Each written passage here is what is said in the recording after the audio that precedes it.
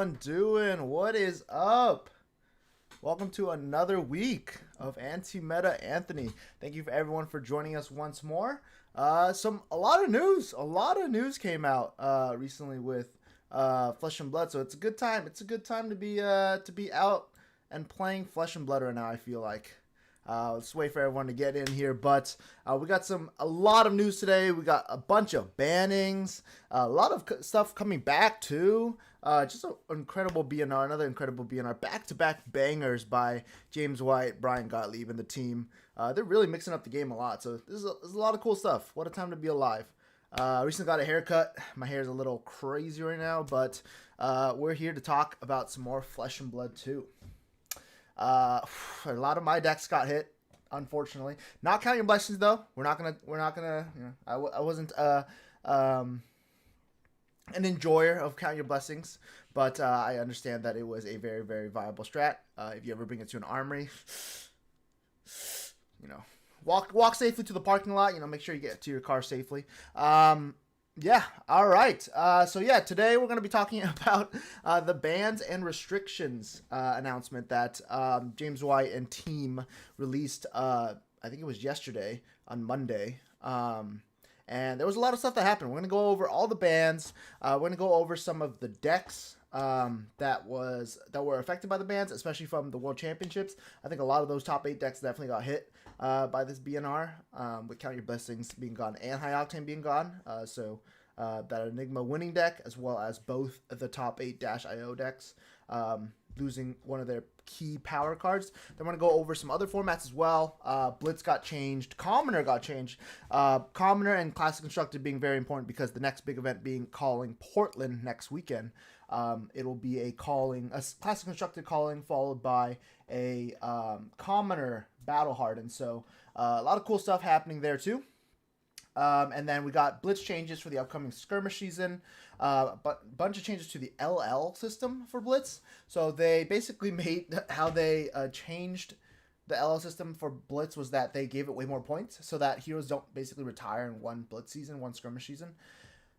So that's going to be a lot of change there. And then we also have Living Legend changes because Peter Budensek is an absolute monster, I guess, on Kano.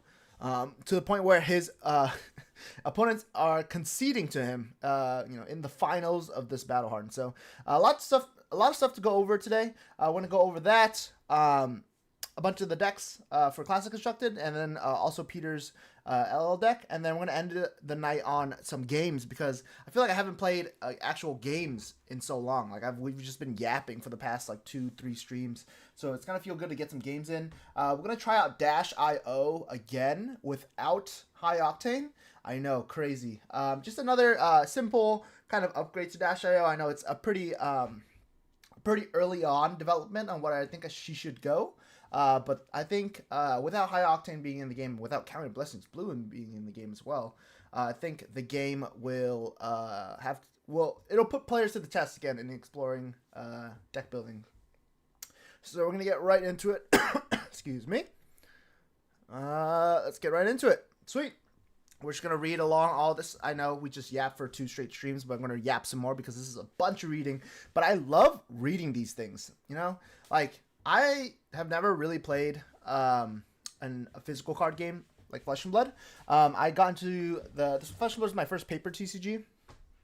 And I've seen a lot of bannings since I've started playing for other games. And I feel like Flesh and Blood is always so in-depth and clear with their BNR announcements. They give a lot of reasoning behind it. They, elaborate very well. And it's just so explanatory in their nature of how they do bannings and restrictions. It's just... Even if you don't agree with what they're saying, you understand the reasoning behind why they're doing what they're doing. Other than, not to, put any names out there, but Magic recently banned 4 cards and there was little to no reasoning behind it. And people were enraged. It was insane. So to hear these super powerful bans like the book banning, High Octane now, and the sort of reasoning behind all these bannings is just awesome to see. And I don't think any other card game does this. I used to play Hearthstone too. Stuff would just get changed. You wouldn't even know about it either.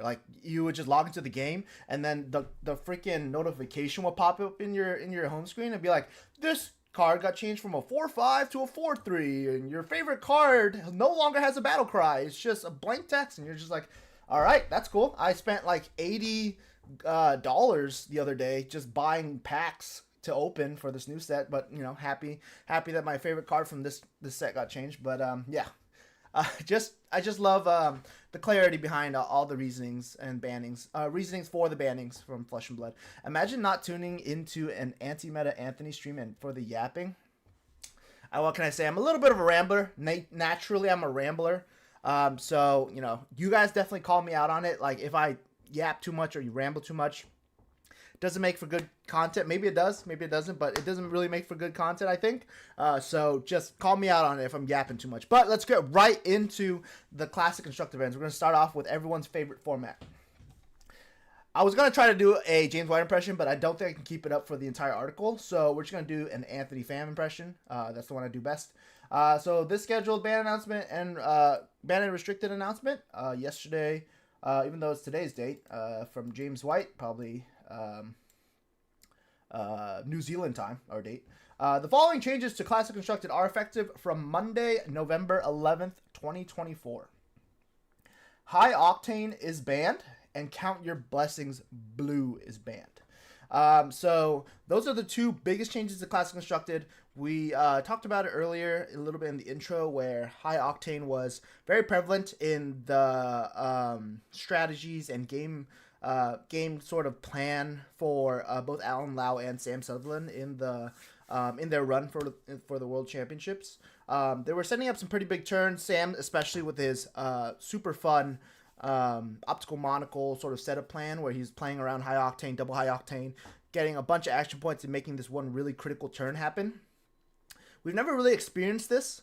Like High Octane has always been kind of a really, really insanely good card, and it really pushed mech to the top, and it was kind of like their version of Blood Rush Bellow, right? Like seeing this card increase your damage from around like on a good turn 12 to 15 all the way up to over 20, which is why it is so strong. But I feel like Dash IO is kind of made it a breakout card, where it kind of broke the core tenets of the game with all the extra action points being able to draw you off Cerebellum, and the system resetting it and looping it kind of, so like making some sort of finite loop, but still like a really strong loop, so that you can get an insane amount of action points, just do a bunch of damage. Your pistol like shooting for free and getting the counters again. It's just kind of like an unfair, kind of degenerate game plan. So I can see why they banned it. Rest in peace, Max the Hype Nitro, honestly. My friend Andrew Rudin, I think Zach, who's in the stream right now, was saying today that Andrew Rudin might be the last person for a while to place at a premier tier event with Max the Hype Nitro. I probably think the same, honestly. Like I want so bad for Max the Hype Nitro to be Moonshot good. Like I want to make Moonshot Max the Hype Nitro good, but I don't think it's gonna work out, unfortunately. Dash Metro Extraordinaire lost a key piece in her sort of damage model, I guess. She has always been kind of like an on-rate, above-rate hero with Techlo Pounder and Racing, and then kind of beating Fatigue with the Induction Chamber plan. But High Octane is kind of how you beat a lot of these matchups. Maybe Boost Dash, like if you're just playing against an aggro matchup, High Octane probably doesn't... Like High Octane being gone doesn't really put you at a disadvantage. Like sometimes you just find the boost cards and Techlo Pounder gets you there, but High Octane definitely helps a lot when you're playing the pistol plan and shooting the pistol a bunch of times for 5-4. It definitely is a power card right out of your deck. I would say Dash IE is definitely way weaker than she was before, but I think she's still gonna be a deck that can boost you down no matter what. If she used to be able to beat you without High Octane in the boost matchups, and she still can. So it's going to be pretty cool to see where Mechanologist goes in specific. And then Count Your Blessings Blue is banned. We'll go over High Octane first, since that's what the article wants us to do.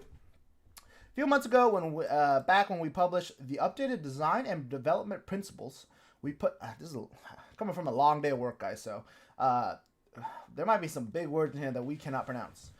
We put much focus on guiding the game away from cards that create extreme offensive overlaps. The most common way extreme offensive overlaps occur in Flesh and Blood is via the cards that replace themselves, typically by drawing more cards. drawing more cards. They banned a bunch of books, and then they also made an armory deck that has an item that cranks. After you crank, it still has a Steam counter, because it comes in with 2. And it draws you a card. I'm just saying. In isolation, high octane does not create offensive overlaps. Okay, I think that sentence is very, very true. High octane, since Arcane Rising, has not created offensive overlaps. It has always been a powerful card, and has always been a card where if you draw it and play it on mech, you're probably going to do at least 10 more damage that turn. You know, shooting a pistol, Max Hype Nitro swinging his mech suit even more. It's just going to be an insane card. But because of the addition of the new cards and where they kind of want the design space of these mech items to go, the way that High Octane kind of works with Cerebellum and System Reset is just too degenerate. And that's basically what they're saying in that sentence. Like, in isolation, by itself, High Octane does not create offensive overlaps. It is just a super powerful card, but it does create offensive overlaps when you combine it with certain other cards in Mechanologist. A truism. I feel like Ben and Patrick's going to come out of my closet and start talking about heuristics. Jesus. About a truism about the Flesh and Blood game system is a permanent that can attack is worth some percentage of a card when evaluating value per card on a turn cycle basis. There are deeper... Man, I feel like I'm regretting doing this already. There are deeper layers of consideration, such as playing a card expands it from your deck, while activating a weapon typically preserves your card count. But if we look at some simple comparisons, a weapon attack often provides a value proposition near equivalent to a card worth of value. So they do, you know, they do this very in-depth analysis, and then they put a picture for the people that can't read, like me. Obviously, when you play Wounding Blow for 4, it swings for 4. It's a card out of your deck. But if you swing your weapon for 4 with a Titanium Bauble, you get to maintain the Titanium Bauble in your deck. So even though they're the same damage, this combo saves you a card because you technically don't waste any cards. You're just using your weapon. Whereas this one wastes you a card, and it's -1 card of your deck.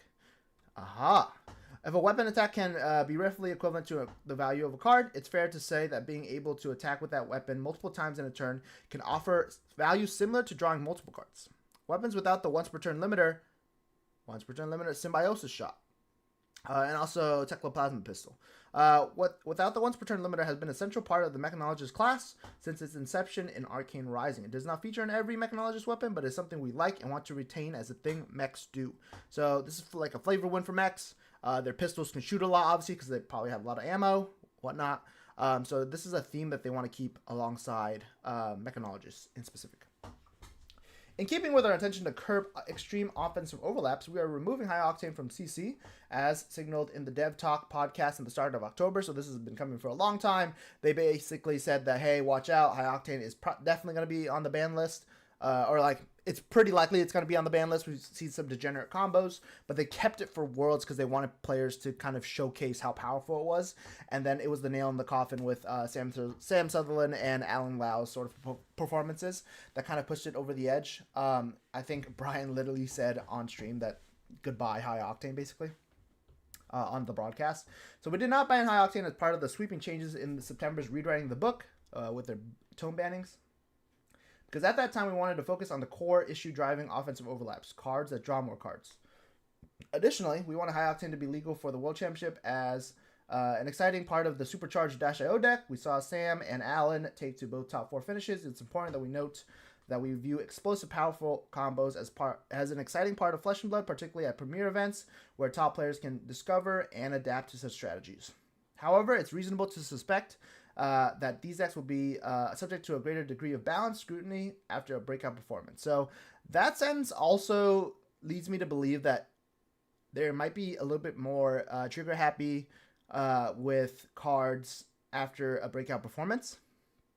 So say like there's a card in the future like Blood Rush Bellow just dominates, Pro Tour, the next Pro Tour London. Blood Rush Bellow, 6 brutes in the top 8. Blood Rush Bellow is just insane. Like, does that mean that they're gonna ban Blood Rush Bellow? Like, is a card just doing well, going to be subject to the sort of banning like High Octane is? I don't know. Like, Blood Rush right now doesn't have an offensive overlap where it's like an infinite combo. It's just always going to be a power card that turns on your Mandible Claws, but maybe if 6 out of 8 copies are in the top 8, it just might push it over the edge. It might be gone. Like, what if Snatch is in every top 8 deck, even the control decks? Do they just ban Snatch? Like, I have no idea. So it's pretty funny to see a sentence like that. It makes me think that, there's certain cards in the game that if it's too successful after a big performance, it's something that's going to be on their list and maybe something that they'll hit. Which makes me like last week, if you remember watching my stream, I predicted that the bans were going to be High Octane because it was obvious, and Fate Foreseen because I didn't think they were going to touch Count Your Blessings because it's a newer card, and Brian has stated his support for Count Your Blessings as a way that he likes the game to be built.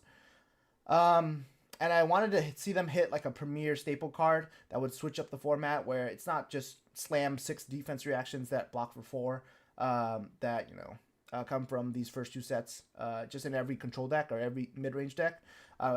It would definitely shake up deck building a lot more, maybe making people more reliant on the class defense reactions like Flick Flack and Ninja or Rootbound Carapace for the Earth Heroes. So I was predicting that, but looks like they didn't go that route. They won't just ban blue Count Your Blessings. So maybe in the future, like, what if all 8 decks had Sink Below? Like, is that a reason to, balance Sink Below? Is there a reason to, ban Sink Below if all 8 decks are, running it? If the top 16, top 32, every deck has Sink Below, like, is that a reason also to, put it under scrutiny or competitive balance scrutiny? But yeah, rest in peace, High Octane. I played Dash basically at the start of this year, so January 2024. So my first tournament of the year at the Age Open, I played not Boost Dash. I played Control Dash, Tree Frog Dash. But ever since, I've been playing Dash, and High Octane has Dash Inventor Extraordinaire. And High Octane has always been my bread and butter card. Even in the Switchboard Dash, like when you're playing those defense reactions, your late game is just High Octane pistol for 5 for a million times. So rest in peace, High Octane. I loved you. I don't know if you ever come back. I don't think you will. But thank you so much for a great 2024 season. I don't know what I'll do without you. Maybe Boom Grenade can put me to sleep, tuck me in at night, but I don't think it'll be the same as High Octane. Definitely fucking Boost got a little bit weaker after today, guys. Definitely. The DO games were so much fun to watch, to be honest. Yeah. I think watching those sort of turns is so cool. I do agree that it's not good for competitive reasons, obviously, because it's just kind of like Magic Infinite combo where you just like sit there, you're against your opponent and they find the sauce. They just go ham and you're just sitting there like, okay, well, I can't do anything. Because you just presented 50 damage with System Reset a bunch of times. So I agree, it's not competitively okay, but it is very cool to watch because the sequencing in Dash.io is amazing. All right, moving on from High Octane. Shout out to all my mech fans out there. If you're a mech fan, just know that I appreciate you and love you. Fucking Boost like always. High Octane will not be the downfall of the F and Boost empire. We will keep boosting no matter what. Is Riptide CYB cursed? Yes, it is. Do not play Riptide CYB. Please, I beg you not to. Not for the sake of good or bad. Just like it's probably bad for your health. Just don't do it, man. Don't do it. Play a cool Riptide build like mid-range or aggro. Do not play CYB. Just trust me on this one, okay? Count Your Blessings. What is a control deck? Before we start, Count Your Blessings Blue. I know a lot of people have been eating these cards. I don't want to eat them, so we're just going to yeet them behind us. I think that it was like Rhea who said that if a deck had all 9 copies, she would eat them. We're not going to eat them because I feel like I could develop an allergy or something. I don't know. My stomach is very weak. I have a very weak stomach, so I might hurt. But we're just going to yeet them. Goodbye, Count Your Blessings Blue. All right, we'll clean that up later. My definition of a control deck in the broad context of trading cards is a deck whose strategic premise. I love Eat or Yeet, my favorite segment. That's a good segment. Is a deck whose strategic premise is to neutralize the threats of the opponent. Once it has established impenetrable control over the opponent's threats, the actual winning of the game becomes a formality. An additional prerequisite, in my view, is a control deck is built and piloted to play towards a long. I feel like the grammar is throwing me off. I feel like it's very formal speak, and it's hurting me after a long day of work. In the context of Flesh and Blood, neutralizing an opponent's threats typically takes the form of diminishing the threat density of an opponent's deck to the point where they are incapable of presenting enough damage to reduce your life total to 0. How you win the game after that point is simply a formality. Counting Your Blessings Enigma is what a control deck looks like in Flesh and Blood. Its strategic objective is to neutralize the opponent's threats. Once it has achieved its strategic objective, reducing the opponent to 0 is a formality, typically achieved by assembling an army of Spectral Shield tokens.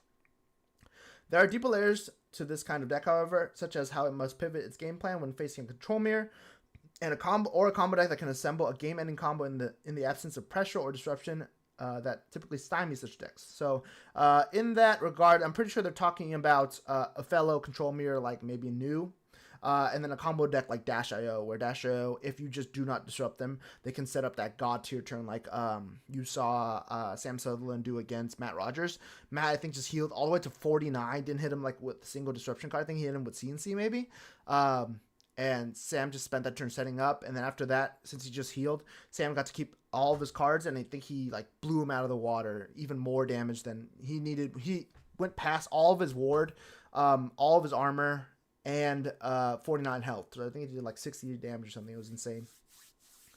There are deeper layers to this kind of deck, however. Nope, we already read that. From a design standpoint, Count Your Blessings is an excellent example of what a control deck should look like in Flesh and Blood. It seeks to neutralize the opponent's threats and rewards achieving a long game by how it scales over time. It also comes with some downsides of loading your deck up with cards that don't defend, increasing the vulnerability to hit triggers. There are trade-offs. So notice how they say vulnerability to hit triggers. So it's not vulnerability to damage. So I think what Brian is saying by this is that he is not saying that he's not basically saying just do enough damage, right? Like, because if you just do enough damage early game, like obviously you get past Count Your Blessings because it's not on rate early. But he's saying that there are answers to Count Your Blessings, and it's stuff like New, where you just are able to hit them very hard because their cards don't block. Like, even though they're healing and maybe trading off on damage really well, the cards don't block. So any on hits are pretty devastating, like CNC, Weakest Link, Erase Face, stuff like that is what it wants. This one, James. Okay. Well, James, I love you, bro. I love you. That I'm struggling to read this, but I love you, James. From a design standpoint, no, that one's good. Fundamentally, I don't think Count Your Blessings is a problem. The problem is the lack of agency that it currently exists to engage with control decks when they are good. By that, I mean the current card pool is too limited, or the go-to options are too easily countered by a Count Your Blessings player. For example, Poison the Well on the surface is a devastating card. We saw this in the finals with Mercy waiting to play that Count Your Blessings. Except it's often quite easy to counterplay with cards like Oasis, Homage to Ancestors, Life, and to a lesser degree, Sigil of Solace. Especially in an open decklist scenario, such as the top 8 of Premier Events. Something I've been pushing for with 2024 design and development is getting more cards into print that interact directly with specific card types, zones, and game states. So we saw this, with Jagged Edge, where it'll be a warrior card that can deal with, ward. So if Enigma has ward 20, like if this Jagged Edge comes in, like it's gonna wreck my grapnel, So that's pretty good. In short, to give more players agency at card selection level to respond to what's going on with different metagames, because there is typically about 9 to 15 months between design and printed cards reaching you, so about like a year or so, you'll see the first instances of design intent in the Hunted, with more following in sets in 2025. And then they give an example of Jagged Edge. Saying all that, until the card pool offers more options to players to engage with Count Your Blessings control, we are lowering the ceiling and removing the blue one. There's a good chance that this card will return to CC in the future because it is coming in a December Armory kit. So that is the one after Acilio. So that's pretty funny that it was basically they planned for this to be a good card. They knew that this was going to be a played card, and they made it an Armory promo for December. I think last year was, I forgot what the December Armory promo was, but they always do something fun for the December ones because of the holiday season. And Count Your Blessings is a very fitting name and also a very fun one to have. So it's pretty fun that it's coming. It's pretty fun. Hopefully the blues aren't coming. Maybe they are. I mean, I'm sure they are still are because they're probably going to come back at some time. But yeah, Count Your Blessings Blue is gone. Basically, the math before was you gain 54 health based off of playing all your Count Your Blessings, and then how much the Count Your Blessings actually healed you as well, like on the text, as well as counting how many were in the graveyard. Losing number 789, basically, Count Your Blessings 789 means that you lose 6 plus 7 plus 8 healing from when it checks the graveyard, and then also losing 3 because you lose because each blue one heals 1. So in total you lose, I believe, 30. 6 7 8 9 is, no, you lose 24. So you lose 24 health. So you're going all the way from 54 health all the way down to 30 health. So that's a really big difference. And the blue one being gone means that you no longer, you're losing some pitch value in that, but you can make up for it with some other blue block 3. So you could just replace it with 9 more block. So maybe realistically we're talking about there's too much math. 30 plus 9 instead, so 39 if you just replace the 3 slots. So yeah, it's not, I don't think we're seeing the end of Count Your Blessings. We're definitely seeing the end of Count Your Blessings Blue for the time being, but I think it's still going to be a pretty prevalent sort of a strategy going forward. I think people are still going to be caught off guard by it. If people continue to disrespect it, it's still going to be healing for a lot. Enigma really didn't get hit by any other changes, so like she can still block amazingly. The reason why Count Your Blessings is so good in Enigma and so bad on other heroes because of the pitch sync. Like she's able to use the one floating very well, whether it be Footsteps or Oasis, especially what we saw in Gregor's list. We can kind of reference it. Nope, that's not it. This one, yes. So in Gregor's list, he has all the Count Your Blessings. You see how they say not legal in Classic Constructed. He also has Oasis as a resource sink, and then Phantasmal Footsteps as a resource sink. So a lot of different ways that to kind of get that extra resource to work somehow in Count Your Blessings Enigma. And you can still do 2 Count Your Blessings on a tunic counter too with the blue. So still pretty good. I don't think it's gone yet, but it's a good start. But we'll see more and more with the Hunter coming out to see if there are some more like Silver Bullet-esque cards to kind of hurt the healing. In total, I do think the meta kind of shifts pretty enormously. Dash.io obviously going way down in popularity probably. Don't know if she'll be as good. I think she'll still be great, but I don't know if she'll still be as represented. I think everyone just switches to Viserai and Aurora if you're a aggro player.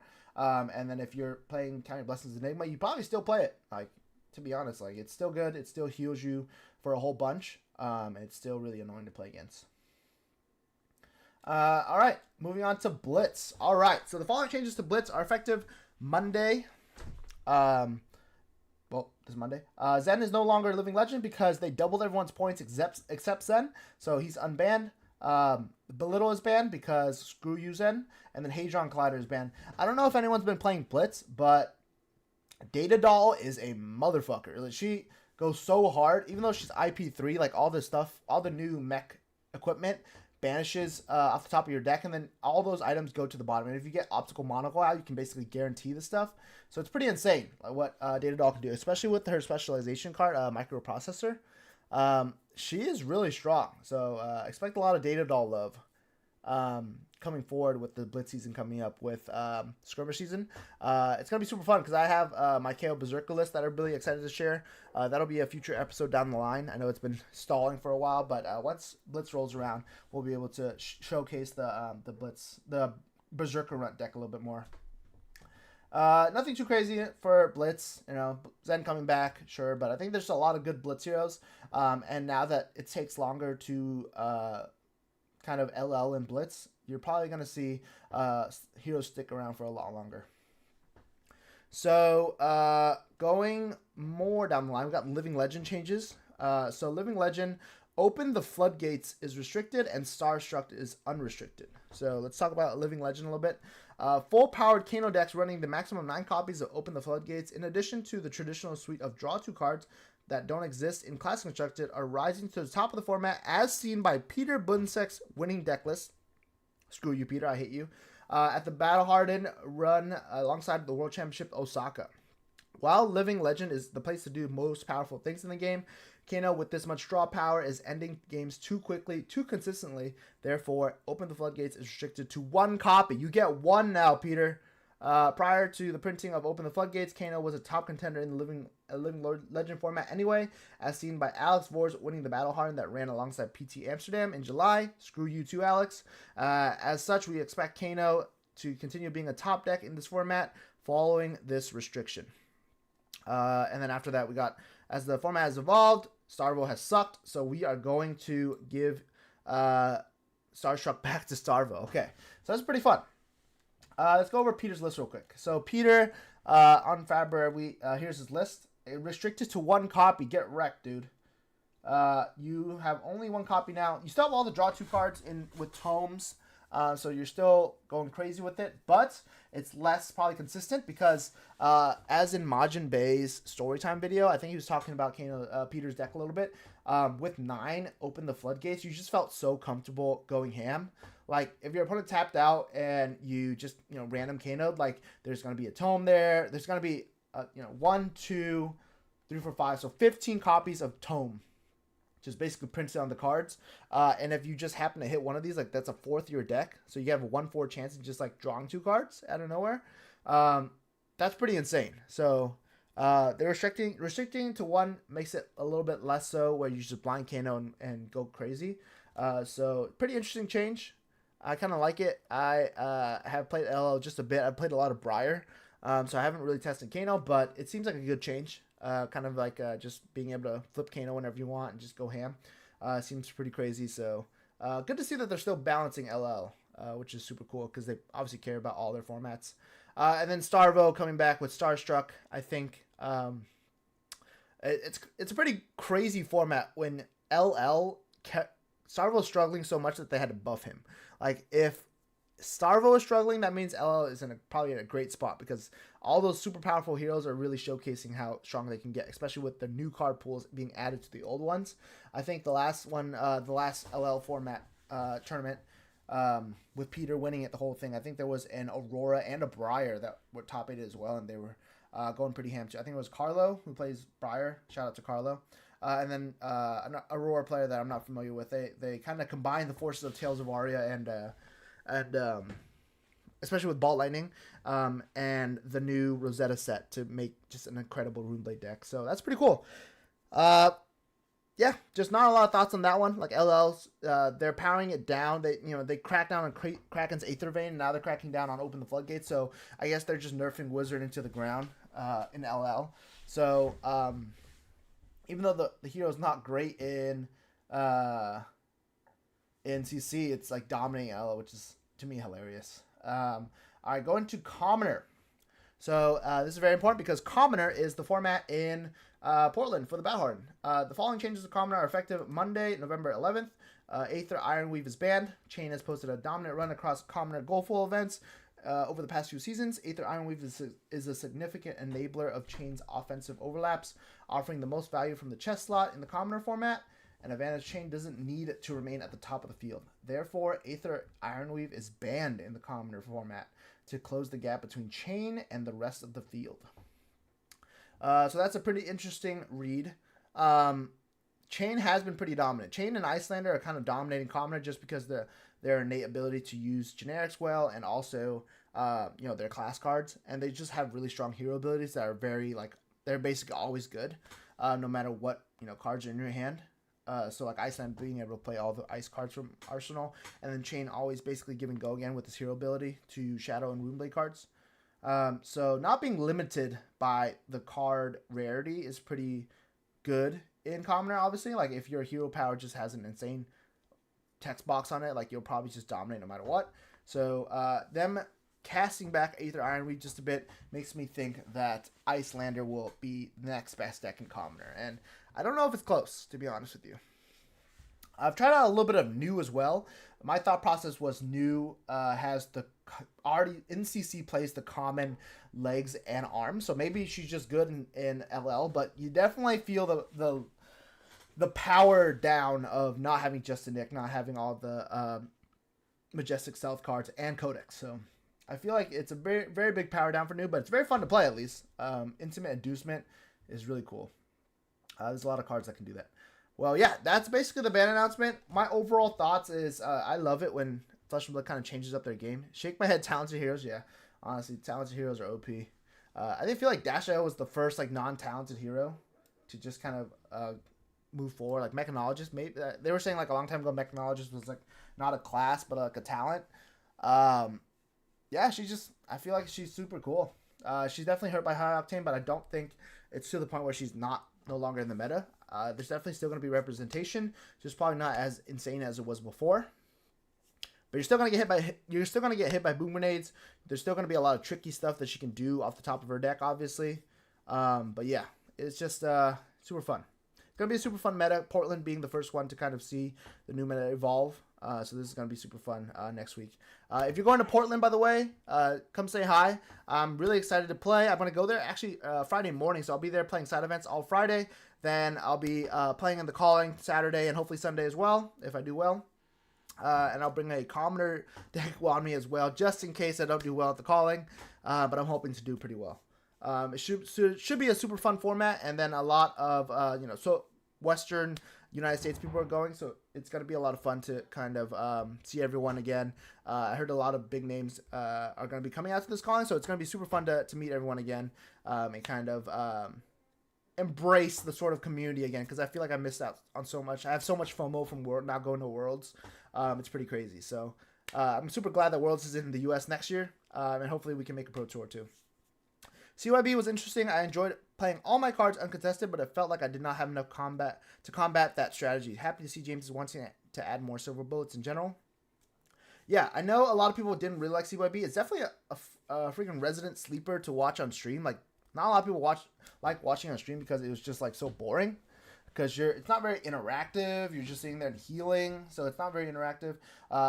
But if you can appreciate good blocking and like good sequencing, like CYB is very precise in what it wants to do.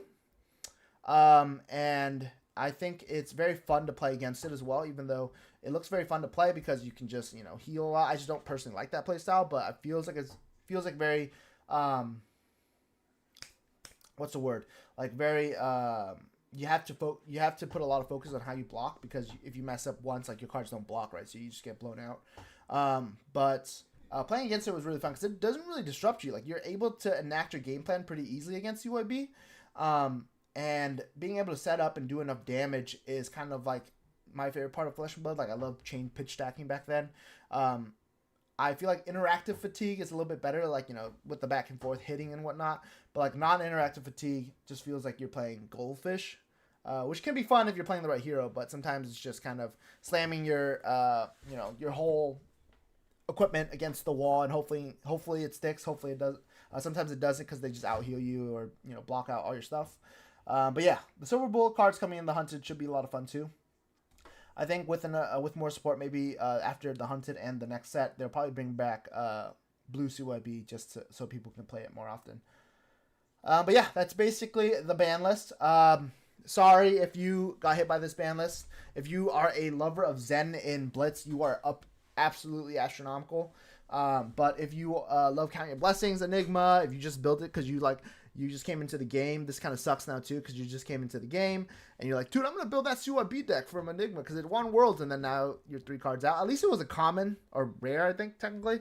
So technically you don't lose out on too much value. But you could probably just slot in 3 more blues and it'll be fine. Like, just play Ripple Away or Hold the Line or some other block. You could probably put in Titanium Bauble for all it matters, and it'll probably still enact the same sort of game plan with Enigma. So yeah, it's a pretty cool ban list. I really liked it. It's going to shake up the format a lot, and it's super fun to kind of deck build after this. I was really waiting for a long time for this ban list to drop because I really wanted to kind of build a deck out and try to see where we can go. But now that it's officially out, we can kind of get into the grind. This day kind of being the first day after the stream, I'm going to go right into the test lab to build out more decks. But right now, we actually have a precursor. I kind of built this deck before the bans, knowing that High Octane was probably going to get banned anyway. I built Dash.io again. So this is another variant of Dash without High Octane. So it's pretty similar to what you see with High Octane, just because it's the same old boost plan. Nothing really innovative on it, besides 3 penetration scripts and Master Cog. So just trying to cheat out, keep these items around for a longer time, especially with penetration script, to kind of combat the fatigue. And you're also trying to make bigger turns and make your boom grenades hit a lot more often with the +1 at instant speed. So, you know, if a boom grenade's on the top and you're boosting away a Fast and Furious for 4, you can instant speed penetration script to bump it up to 5, and now that boom grenade hits too. So a lot of combat tricks off the top of your deck. You got BIOS update and Techlo Pounder is just innate ways to kind of combat fatigue and also get more items into the field. And then you got Throttle to also combat fatigue. And then this new edition of Hadron Collider. I just think this card was kind of like card 81, 82, 83 in old -IO with High Octane. This card's pretty good too. Like if you can get a +4 off it, it's pretty insane. It's still for +3. It's still insanely good. And there's a reason why it got banned in -IO, right? Like this card is just like a free BIOS update with a gun counter off the top. So pretty cool stuff. I think we're going to get right into it and play some games with this. I expect, honestly, to lose quite a bit just because people are going to still try to fatigue, I think. But if anyone in the chat wants to play, let me know. I'm just going to get right into Talishar because we're just going to be playing games for the rest of the stream. I feel like I haven't played games in forever, and I feel like I'm like rusty on stream. Yeah, as a Ranger player, CYB being gone from Portland makes me so happy. Ranger is really limited in ways to interact with that card. Yes, I think so. Ranger being kind of like the dominating card with on hits, especially Azalea, right? Like it's really happy to see CYB tune back for those. I mean, I personally love Riptide too. There's not a lot of ways to interact with that card. Like you're just getting out healed. You don't have a weapon to innately combat fatigue, so you're just basically fighting against the clock the entire time. And if you can't put together like enough big turns, like you just get destroyed. Yeah, so Azalea and Riptide were both struggling pretty hard into Aurora. I mean, Enigma with that kind of Blessings deck. But with it being tuned back, I still think it's going to be a problem deck for Rangers. But I think it's a little bit closer to where you want to be. Just every inch closer. Maybe that deterministic outcome is less so with like minus 20-something health. Instead, it becomes a little bit closer at least. So I think so. I think Rangers back on the menu, boys, for good old Portland. All right. I'm going to head on over to Talishar, see if we can grab any games here. Oh, that's another deck that I think is going to be crazy. Ira is going to be very popular. I think everyone loves good old Ira. Everyone loved her in Blitz, and now she's going to be just as good in CC. There we go. I don't know why I lost the word. All right, guess we're going back. No one wants to play against that. Playing against KO. Nope. I don't know who this is. Okay. Guess we're playing against Riptide. We probably want to go first anyway to set up all the items. So we're just going to go a full ham against Riptide. If he's aggro, then we are fucked, maybe. But we're going to go with this sort of build to kind of get all the items out. Alright, I like this. Just in case he's a little bit more fatiguey. So that's Dash.io in a nutshell. You basically always have to hedge. And I like the setup, so we're going to go with it. Nice. So we start off with a Hadron Collider on the top, which is insane. But we don't get to play our Techlo Pounder too. That is not great. But what we can do is we can BIOS update that one.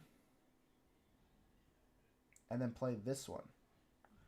That's pretty not bad. He is Death Dealer, so he's on the aggro side. So we're going to go ahead and play this.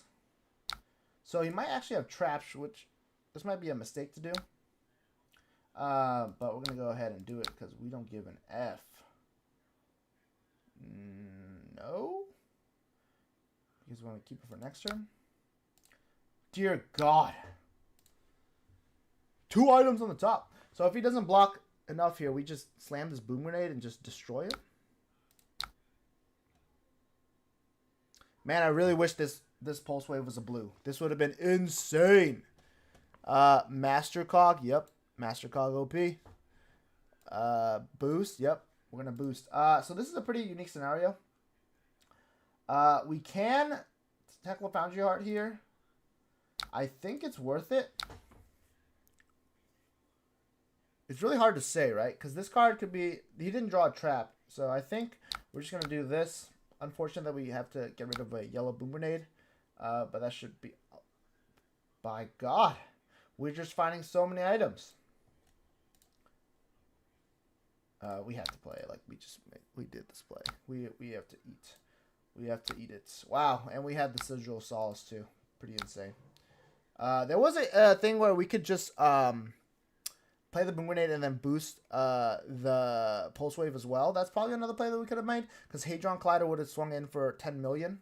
So that's probably a play that we missed pretty heavily there. But setting up is not too bad either. Oh, nice. Yeah, it's kind of now that I think about it, I don't really like my play line. I probably should have just boosted the card there. So he reveals a Sigil, so we know next turn he doesn't have many on hits. Drill shot. Okay. Yeah, let's just let him take it.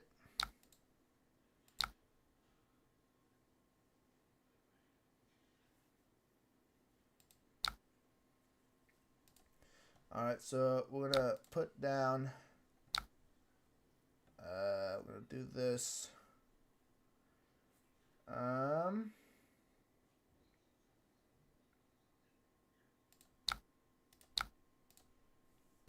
We'll do that to start. We'll crank it, and then we'll boost this. So now it comes in for 10 because we have Tekla Pounder and the Hadron Collider. So that's a pretty insane start. I think we messed up. We should have pulse waved there the last turn.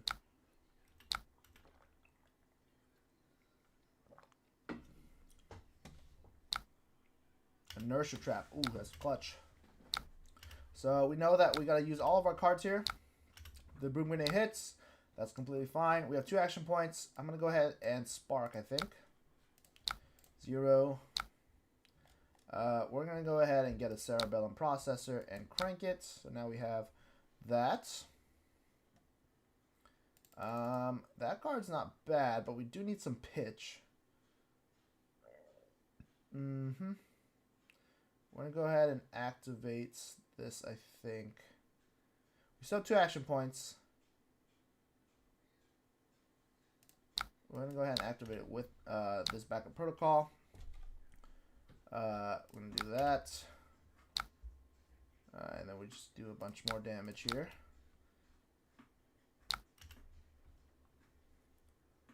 So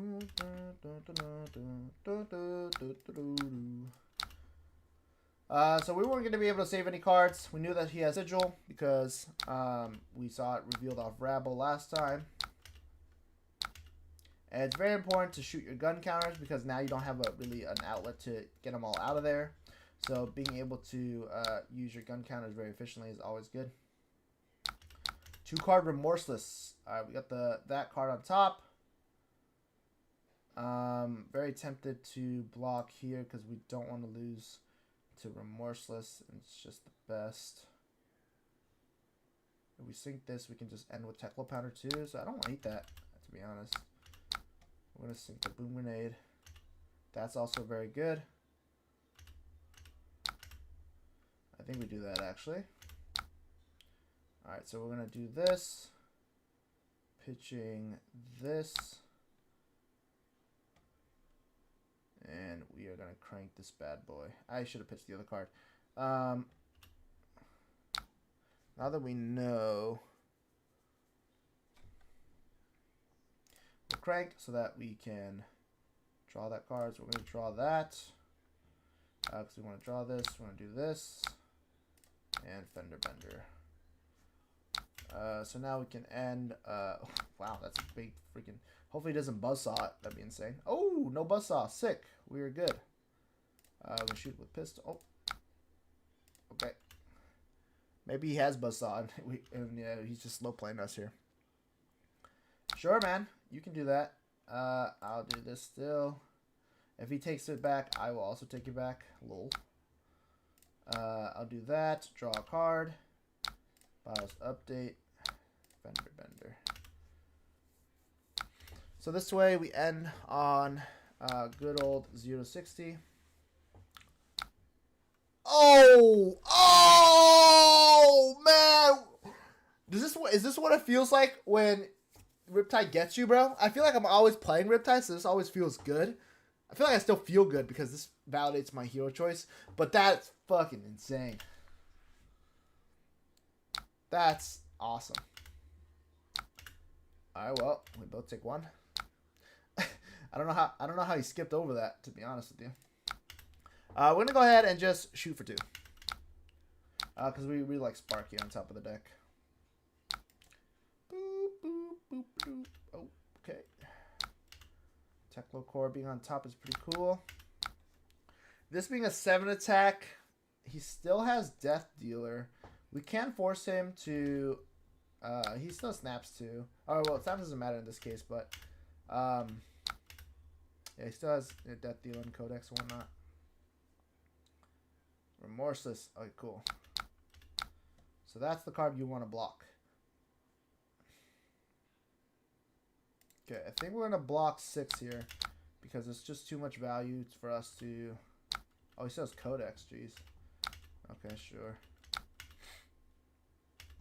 Okay.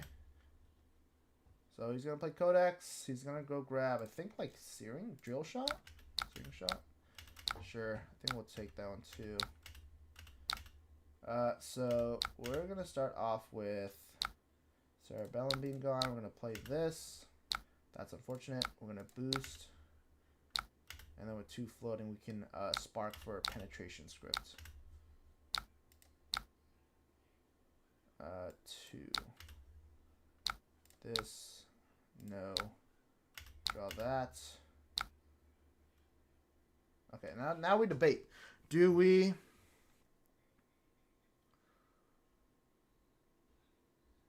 Because we're going to draw a Boom Grenade, which is going to suck. Do we pay the 3? No, right? It doesn't matter. Because this is going to be worth 3, so... Hopium. Oh, okay, well, we drew the backup protocol red, which is always great. He trenches and plays that. Loads Bolton Shot. So he's going to be able to go wide here. First Bolton Shot. So we're going to take this one and see what if we have to block later on. That Buzzsaw Trap was insane.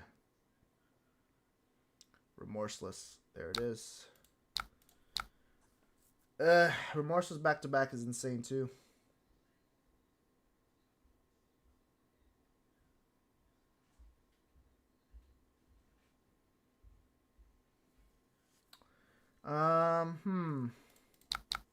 We have to block, which is unfortunate.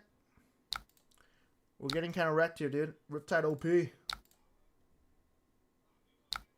Alright, so Techlo Core triggers. We'd love to see that. Go ahead and crank this. Yes. Boom Grenade again. So we want to grab a 2 cost. We don't have Throttle in there, which sucks. Zipper Hit's probably the next best target. Fast and Furious also pretty good.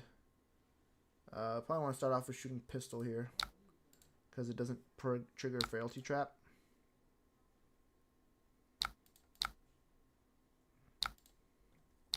Cool, cool, cool. We're gonna do this. Yes. Boost.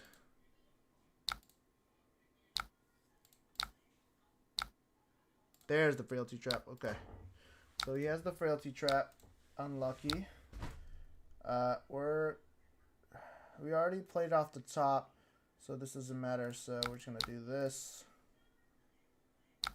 We're gonna go get Zipper Hits. Boost. So this is the problem with the new dash, I think. Like it's just there's just no way to kind of get all your gun counters out, which sucks. Yeah, there's just not a lot of ways to kind of cheat the gun counter system. 5, go again. He does reload. Okay. So he does reload. So we will block with Throttle. Rabble revealing. Please be a blue. Not a blue. We'll block here. Hopefully he doesn't have an attack. Searing shot. Well played, good sir. That buzzsaw was insane. Let's go ahead and get the good game in. Wow, maybe Riptide's the answer, guys. I think Riptide might be the answer to all of our problems. It always feels so weird. I feel like I love that. I love that feeling of getting buzzsawed. It feels like a personal validation of the hero right there. Is that how it feels to get buzzsaw trapped that big? That's insane. We both have 14 value. Awesome. Let's keep going. Dr. Ashman.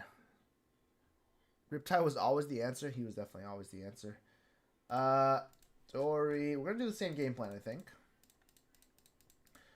This might be an Access Dory. So we might need to play all of our cards here. Oh, good hand to start. Fucking boost.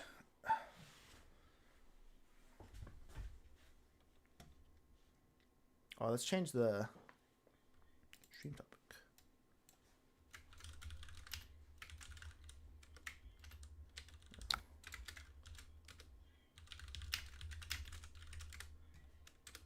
There we go. Test. Oh, save. What just happened? Testing-IO without high octane. All right. There we go. 3, huh? 3, huh? So it's a very rare occasion where you actually get to, I feel like, block with max velocity sometimes. Because doing this allows you to play the red backup protocol, which is pretty cool. A lot more easily. Ooh, okay. Interesting hand here. Not an easy way for us to plop down our Teklo Pounder, unfortunately. I think we just got to go a little bit more ham here. Yes. Ooh, nice. So I want to be able to keep this around. So I'm not going to crank it. The reason you would crank stuff like this is to kind of get the boom grenade value. But in this case, I want to hit a full turn with it on. So I'm going to go ahead and do this. That's also very good. No crank. Take it on the chin. Fair enough. So they'll take 3 here. I did not crank, but just trying to get some damage in. Still comes in for 4. And then very important to always shoot your pistol because you don't have a way to get all the counters off anymore as easily. Not a bad hand at all. Alright. So this is Sharpened Steel with Go again. We always block the second one. It's a little easier to do that.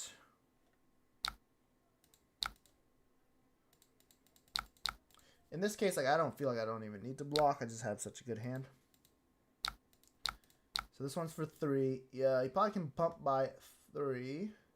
We could block 6 and do this into pistol.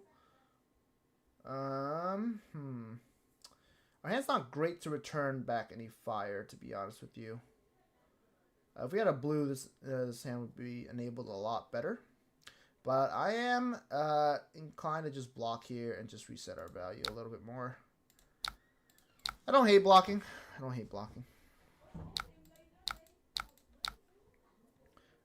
So we are going to actually, I think, not crank this and then just boost here.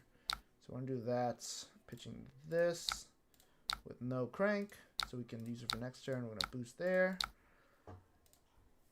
And then we get to keep our twin drive for next turn. Playing it a little bit slower. He took a bunch of damage, so I don't think fatigue will be a worry here, especially if he takes this as well. Can't block with equipment, so he's just going to have to keep all of his armor there. Symbiosis shot. Make sure we be shooting. Trying to get some music on here. Make sure it's not too loud either. Last time I put it on, it started blaring in my ear. It was not great.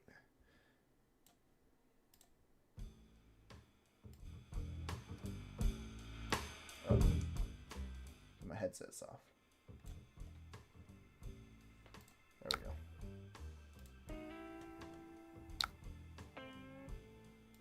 Cool. Get some music going on. We're feeling good. We're shooting our pistol. We're keeping -IO alive.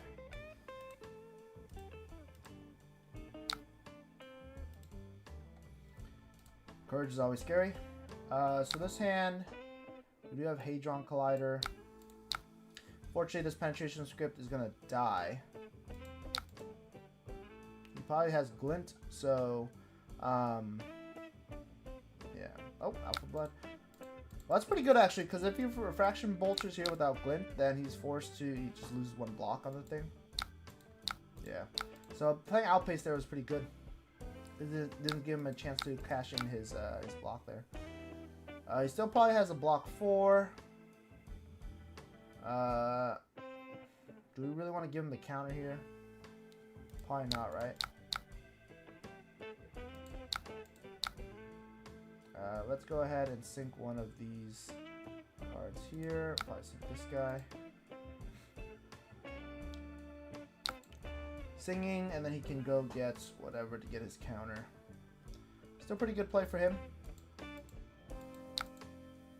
But we do have max V here. So we can max V here. Pretty cool. And we have enough resources to where we can max V. If we tackle Foundry Heart, we can still play an item off the top too. So we find an item before tackle Foundry Heart, we can still go off here. Sweet. So we know Tackle Powder's on top. We do have to boost twice, so we'll do that. We hit a Twin Drive and a Teclo Pounder.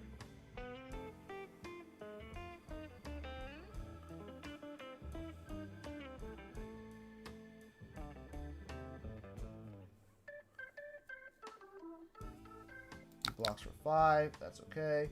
We're going to go ahead and Teclo Foundry Heart first to get more info. Boost again. Pulse Wave is next.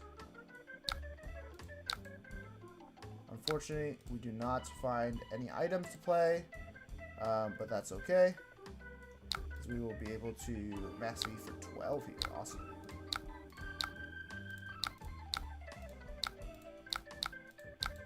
And we set up next turn with a Pulse Wave too, so that's pretty good.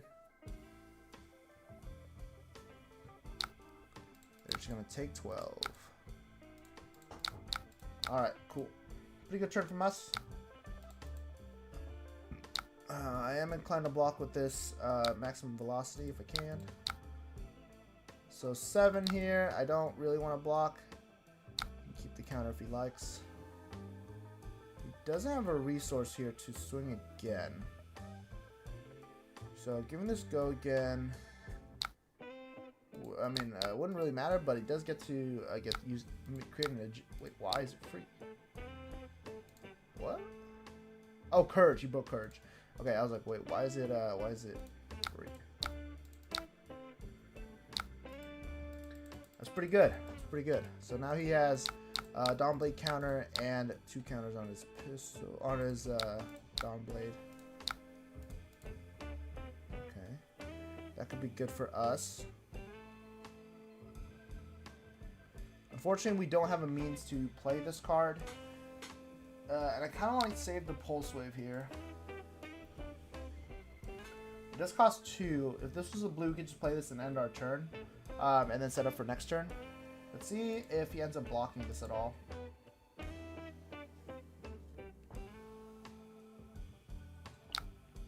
We definitely don't want to draw it in our hands.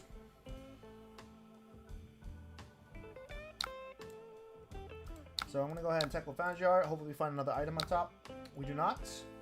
We lose our Spark, but we do have an Outpace for next turn. I can just boost here since he's not blocking.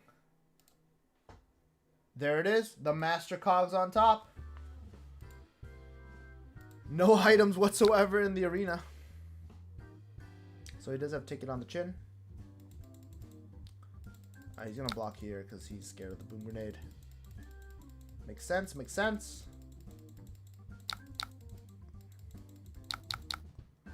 Alright, so we have this on top, which is insane, considering the stakes here. Warriors Valor's pretty bad for us. I mean, you already had go again, right? We can only block 6, so let's block the next one. This is probably gonna have go. This has go again no matter what.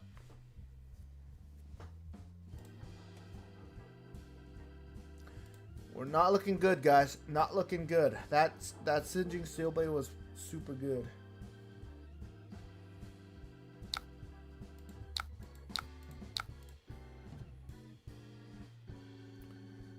Master Cog, you're failing me here, man. The song always reminds me of baseball. See, it's like such a baseball song. All right. So this is exact lethal.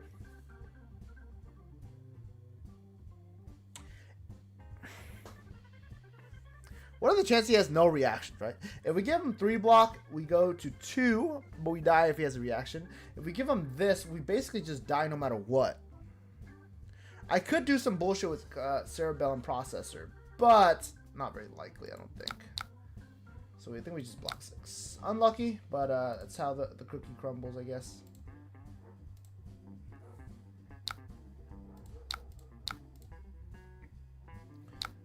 So we're going to go ahead and do this and put a steam counter on this guy. We will crank, yes. So we still have 2 extra points. Cerebellum. Yes. Throttle for next turn for blocking is not bad. Shooting pistol twice, also not bad. We'll do this. Not looking good for us, guys. It's not looking good for us. Even though we hit him with that insane max speed, it's not looking good for good old Dash AO again. Alright, we have 4 blocking cards. This is pretty pog. We do need to keep one of them to boost. Or 2 of them to boost, sorry, I should say. Okay, we could block out and reset as well, which I think we're going to end up doing here. Wow, that sucks. Like, being able to swing again is going to suck. I think we're just going to block 12 and hope it resets, and hopefully he doesn't have Twinning Blade.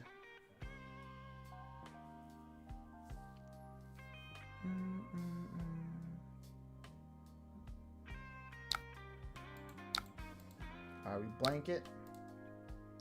So no reactions there.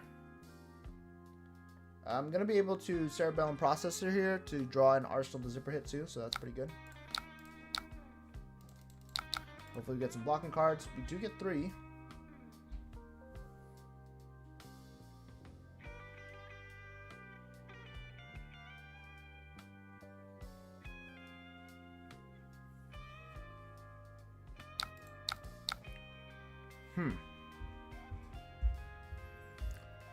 What are the chances he has glutes?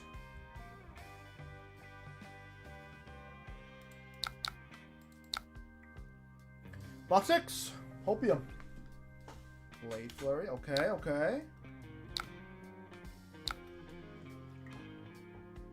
We're not dead.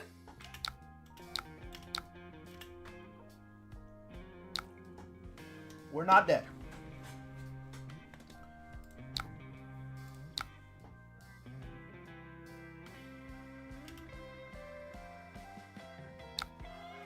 So we're not going to crank this. It doesn't matter if we do.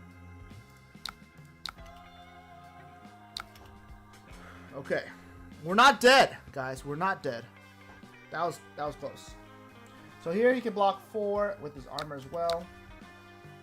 And he has to give this 2 cards.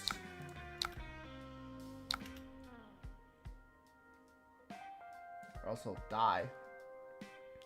Which technically he doesn't die, but he should be able to. Oh.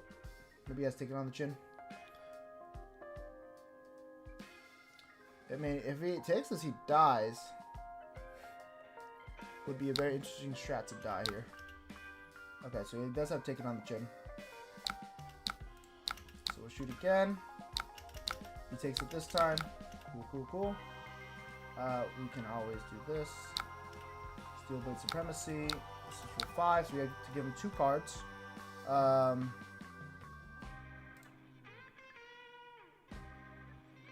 2 cards here. He has go again, but he can't swing again. So blocking 6 here. Good for us. We get to do the same exact thing we just did. I know that's Cerebell. I don't know why it tells you before. You can't know beforehand. No, we're not going to crank this one. So he has to block 6 again. And he has Sink Below this time.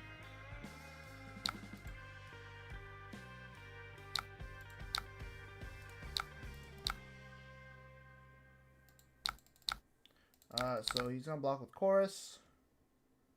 He's just going to swing down blade for 3. So this is a really awkward hand, actually.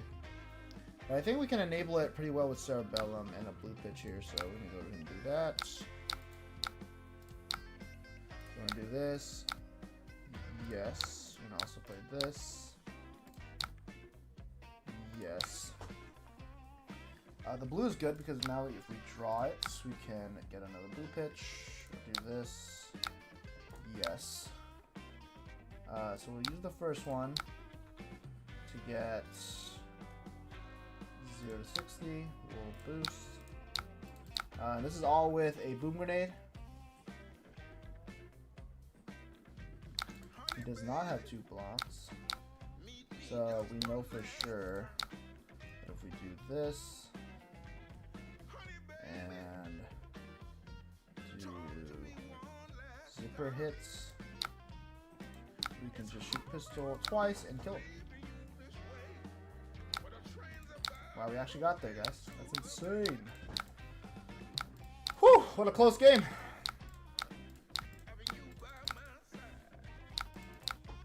That was quite the escape of a really bad situation there. So I was like, not blocking the front Dawn Blade for a while just because it was like not advantageous for me to. And then I found a good block 12 hand, and he didn't have the resources to get me.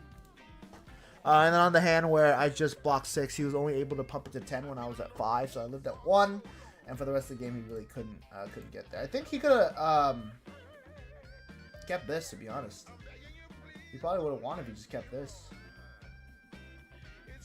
But he swung Dawn Blade only. Yeah, if he just takes 2 and just blocks, doesn't block with this, he probably wins, right? Pretty interesting. I'll go first, Johnny Blue Razor. Alright, we're going to throw every card in the whole dang pile into him. Hello, Johnny Blue Razor. How you doing? Dun, dun, dun, dun, dun, dun.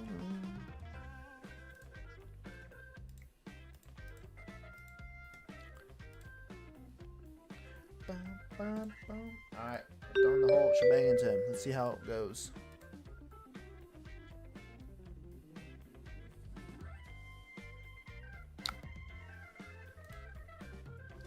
Alright. Ooh, we got a good hand to start.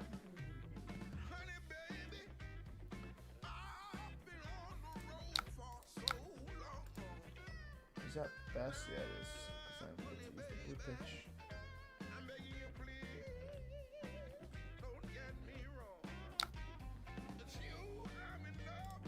So if we actually boost right now, that's actually pretty good because we get to keep this around for a 3rd turn. Yeah, that's pretty insane. Looks like he's playing some sort of cloaked chess piece. Giving him the ability to block could be pretty bad too, but I mean, it's so good, right? We get to Fast and Furious boost, keep the second penetration script, or the second counter on the penetration script. So we get to keep it around for 2 more, or an extra turn, and then also we get to play the Boom Grenade after. And we also get to slam BIOS update into Arsenal. So this is overall so good.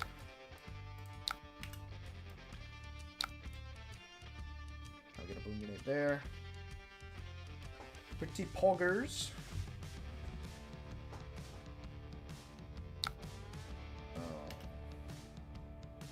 unlucky. I already have the bio, so I think we'll be okay.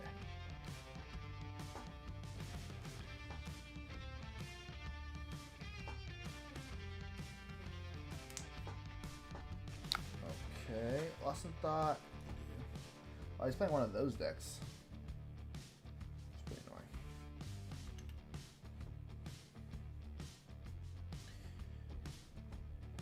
Lost in Thought and Dissolve Reality. That's insane.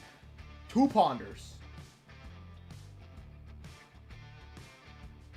So he takes Pulse Wave, which is pretty interesting because I would not have taken Pulse Wave in that scenario.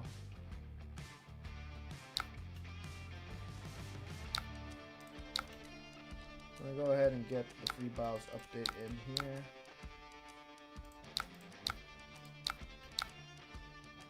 Do I want to crank the Boom Grenade?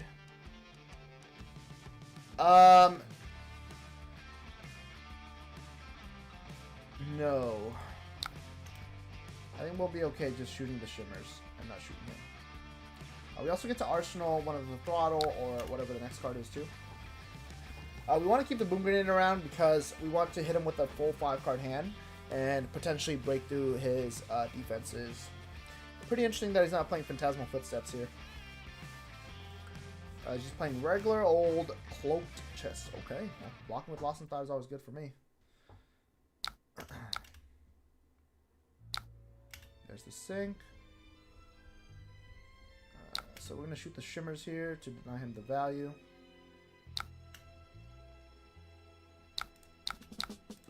Shimmers. If there was another item on top, it would have been insane. So we get 2 Ponders here. We'll throw Throttle in there, and we're off to the races. That's pretty good. That's pretty bad for us. So we do have to block with 1 card. Unfortunate because of this card being in our against us here. I think we actually want to sink our... I think we actually do want to sink here. Maybe not. Maybe we want the extra blue. It's not even true. I think we just keep everything.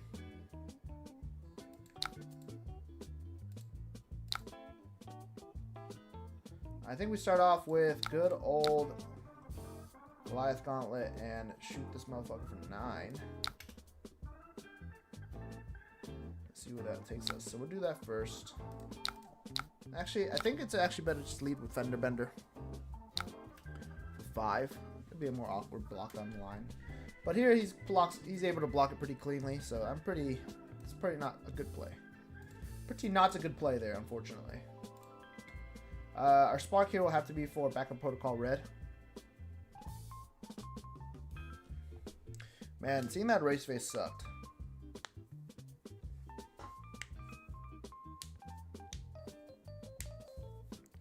Still running a race face post -IO ban. That's just some hater stuff right there. That's just some hater stuff. Maybe, I mean, it's good in the Viserai too. I guess it's good in the Aurora. But that's some pure, unadulterated hatred. Alright, he said, fuck it. We were blocking, but we'll just take this right here. I mean, I could just boost and then go get Teklo-Core. I don't hate that either.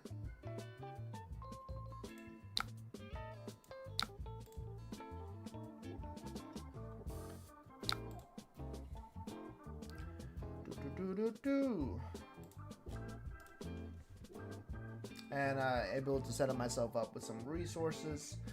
Just cashing in on penetration script here.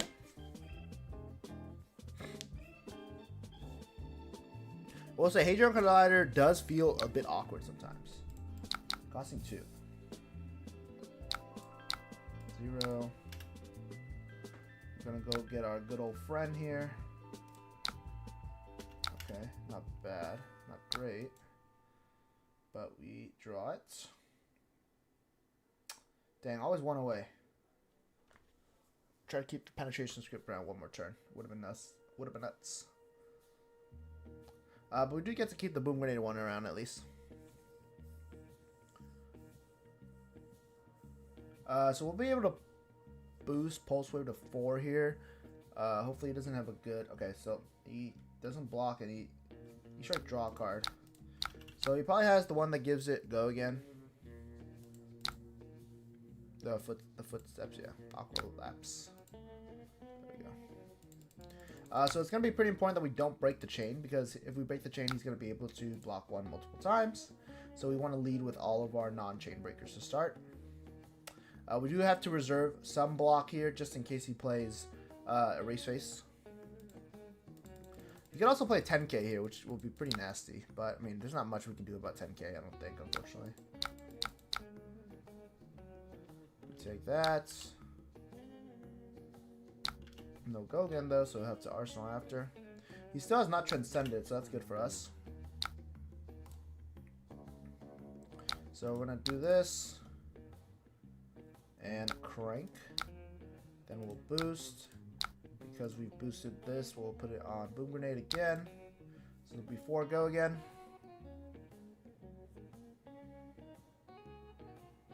Hopefully we find an item in these next 2 boosts so that we can shoot pistol twice. Otherwise, we will be just we'll have to be happy with just once. Alright. Yeah. It's pretty good that we layered it like this so he can't keep blocking with it. Still don't have a item, so after the zip it, hopefully item is on top here, the 50th card of the deck.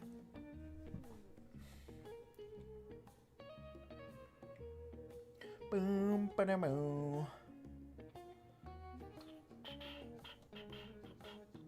And I'm super excited for Portland. It's gonna be so fun. It's been a while. I feel like, like I said before, the FOMO of missing out on Worlds was just so insanely high. Everyone looks like they had such a fun time. There's so much stuff going around too. Just seemed like an overall great time. What are we doing? Waning Vengeance. Alright, so we're going to make a Spectral Shield. Hopefully he has a 2 block in hand here. It could make things very awkward to block. Master Cog. We're up tremendous. So hopefully he has a 2 block or no blocks. That would be insane. If he has no blocks, okay, we force him to block. We force him every time to block with the Erase Face. Vengeful Apparition, no thanks. You can go away. Man, that's a great Pulse Wave target right there. You do not want to see that when you're playing Dash. Yeah, I'm still not sure what I want to play for Portland just yet. I'm going to be testing a whole lot. This means only 2 weeks to test, theoretically, because of the bans. But there's a lot of cool decks that I kind of want to play. I don't know why he's blocking with Tunic. He already has 2 Spectrals. Maybe he just wants to swing the one with... Oh, sorry. We forgot to shoot a pistol. So if we actually shoot a pistol here, and he gives us Traverse, we can break Achilles and shoot again, and his turn would just be blanked. So I think it's a pretty big pivot swing if we shoot twice. Let's see if he gives us Traverse. And the cool thing is we don't break the chain, so Aqua Lapse can't go back. If he gives us Traverse, he doesn't get a cheat either, so that's pretty good for us. I don't think he's Transcended yet. He played Shimmers is the only blue the rest he's blocked with, or played a red. So he does give us Traverse. Do this, shoot again. So now he's put into the scenario of does he give, I mean he has to just give the Vengeful Apparition, right? Yeah. And try to keep the Spectral Shield for next turn. I think it's pretty worth it. Huge point swing for us. That's a pretty good card on top. It's not crankable, unfortunately.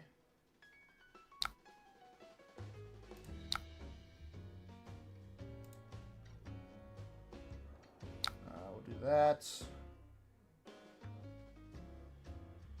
Very weird hand here, to be honest with you.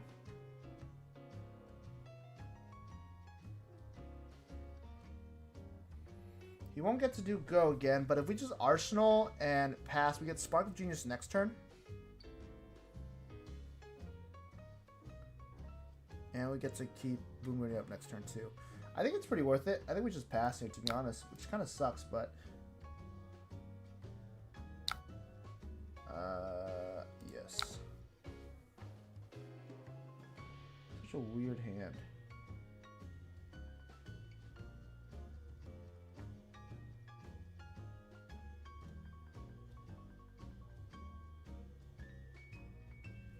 I mean, we do just let him swing for 8, but I think it's worth it in this context. Oh fuck, I can't even play Master Cog until I do it.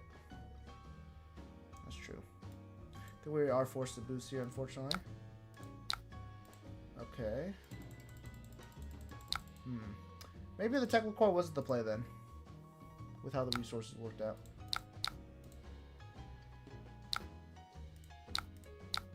Maybe we do crank it and then we draw the boom grenade and arsenal it.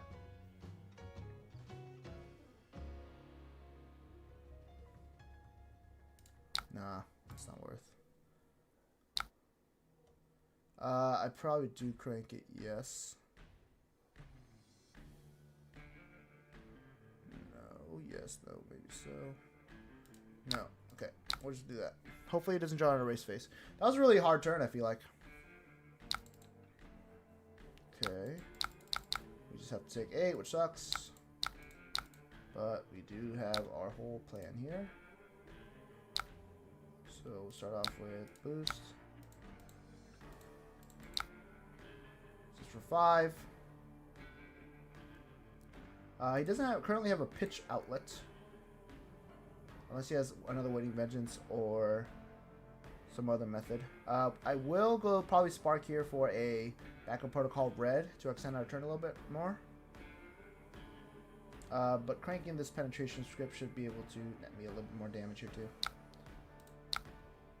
I'm gonna do this.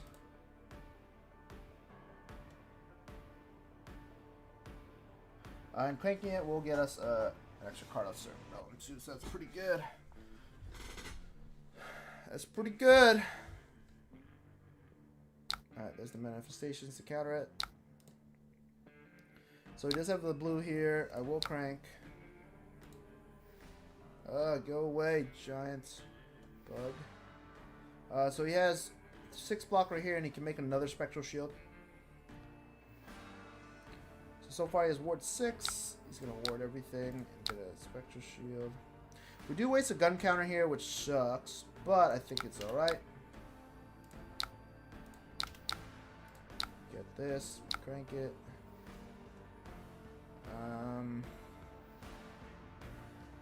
Yeah, it's not bad. So we boost it once. Go ahead and boost again. 7 with 2 penetration scripts out. It's insane.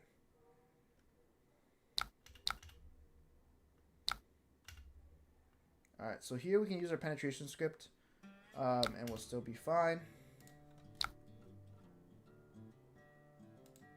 And we'll be able to keep outpace too, which is good. So we're going to actually break the chain. Go get zipper hit again. Boost again. This time we should hit. Actually, I think we're going to actually do this and just get as much damage as we can in. Just because we don't really want to save the outpace when we have 2 penetration scripts right here.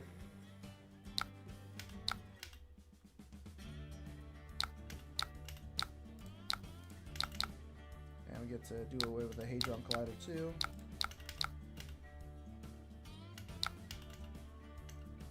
Alright, so that was pretty good blocking from me. He had a bunch of reactions there to mitigate a lot of the damage.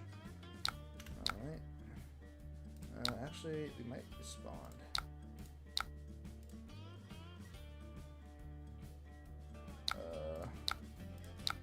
Do this. We can keep one of these around. I want to keep the penetration script around.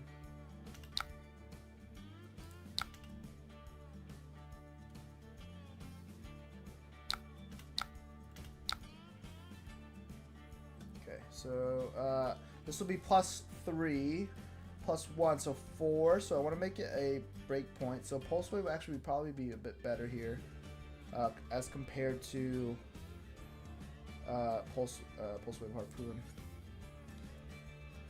Realistically, I don't think he can block enough.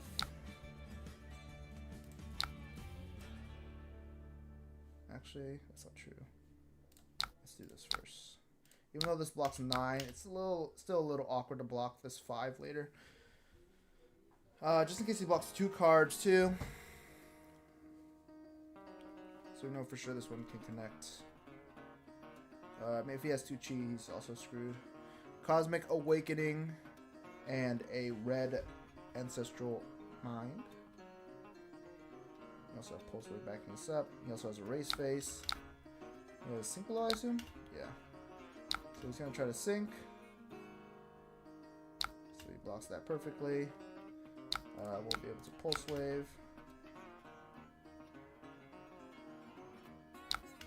What the? He selected 0. You gotta show me the card, man. You can't just pass. If it blocks 2, I gotta make you block with it. It's funny because then he probably kept the 3 block, right? He has to have kept the 3 block. Wow. Why did he do that? Why did he sink a card? He just dies. I mean, he doesn't die because he gets to heal 1 and live. But why did he sink a card when he had a 3 block? That's pretty peculiar, but sometimes you do that. Good game, my friend. Yeah, if he kept the 3 block, it would have. I mean, he would have lived at least. I think that would have been polite. Maybe he's looking for like a sink below to counteract it. Viserai, definitely want to deny him going first. This is one of the matches where I think I want the modular equipment because I want to be able to combat Snuff Out. And then going first, I probably want to play some Technical Pounders if I can. They do play. I've seen Noel Baconpine run Warmonger, so that does scare me a little bit here. I mean, that's a pretty good start. I'll pitch this. That's also really good. I will not crank, and then I'll go Spark, pay 4, Pounder, Arsenal Pass. Pretty insane start.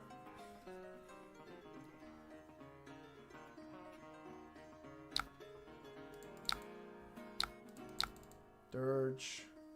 Read the runes? No Malefic. Alright. We're just gonna take this all because it's all just damage. I mean, not much we can do. We're just gonna take it all because I think we can do a lot more damage here. Hopefully. I'm gonna pitch the throttle. We are going to crank.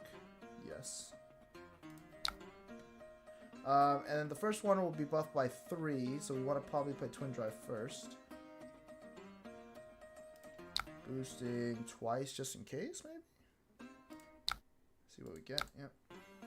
Yeah, I think boosting twice just in case we get like a max V somehow lines up here.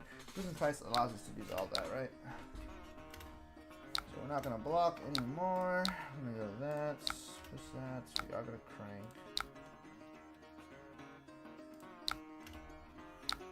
Hard.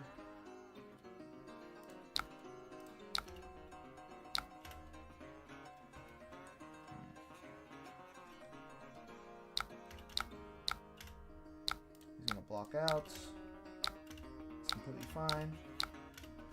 This is gonna suck, but I think we want to keep the pulse wave here.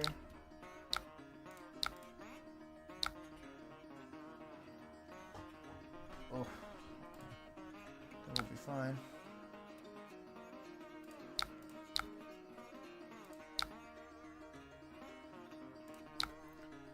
So we crank it. That bug's so annoying. There's a bug where this giant thing I can't see anything, dude. I'll go ahead and draw. So now we have the blue pitch for the backup protocol red. We'll probably start off with this boost. Then we can keep a Cerebellum around with Fast and Furious here too. It's pretty sick.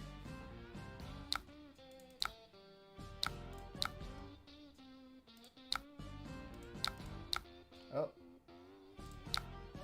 Want to do this. Yes. And then put it on his Cerebellum.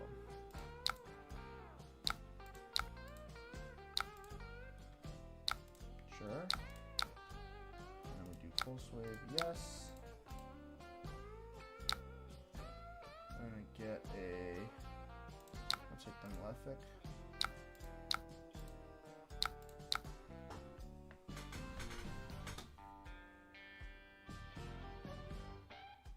I mean, we can max V him. We have boosted thrice. We do lose our AB, but I think that's okay, right?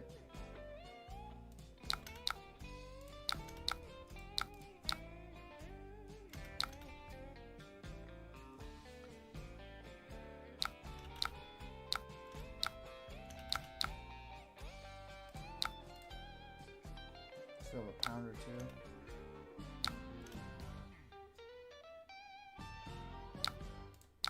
We do have the blue on top. We should have passed all these room chants. But it's holding up priority because of... So do we want the blue here? We probably do, just to enable it to turn a little bit better. Alright, that's pretty good.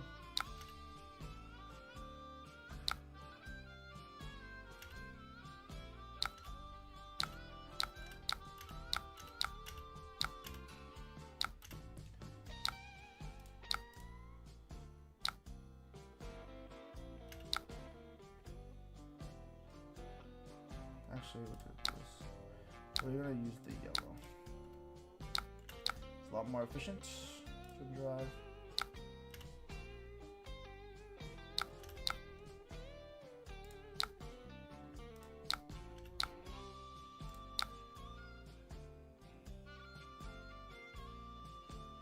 Pretty good.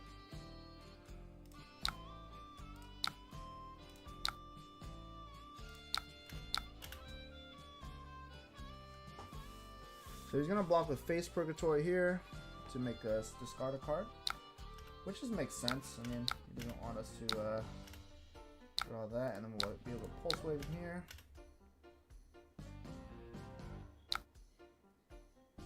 So we'll steal one of his Malefics.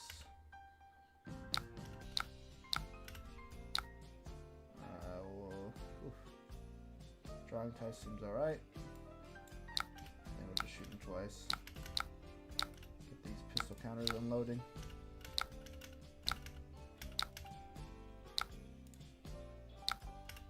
Not a great hand, I don't think. He's going to Arsenal Revel. And a boost. So we'll go get Backup Protocol here. Cool. Pretty aggressive start from us. We're going to go Backup Protocol. Why is it bugging? Yes.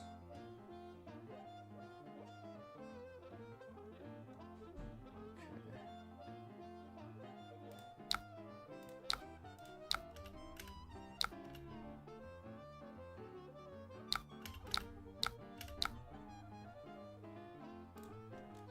We have a throttle in here. We boosted twice.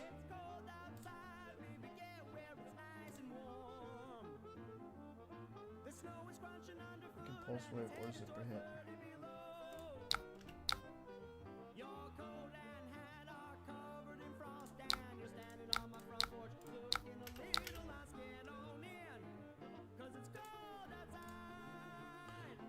So this is fine, I think.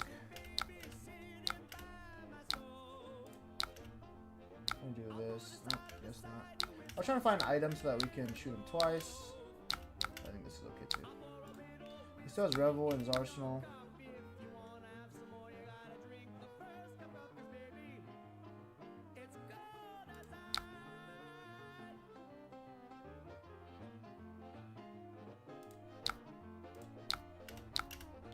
It's pretty good.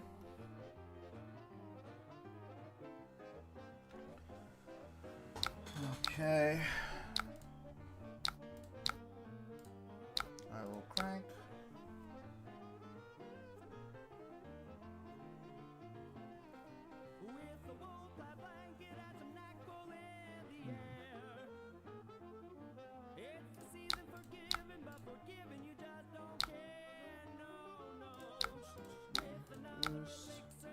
this way we do 4, 3, 2, 2. So that should be enough damage here, hopefully.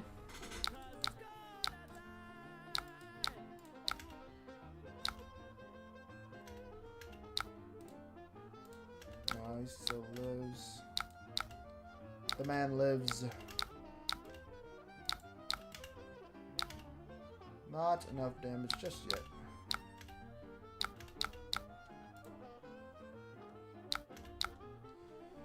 What a weird hand here. 2.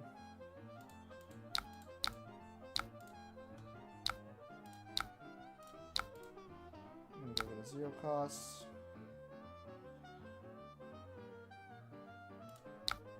Yes. Can I fucking choose yes, please? Oh my god, it's so buggy. Okay. Pitch this. Oh, we draw the master card. Sick. Yes.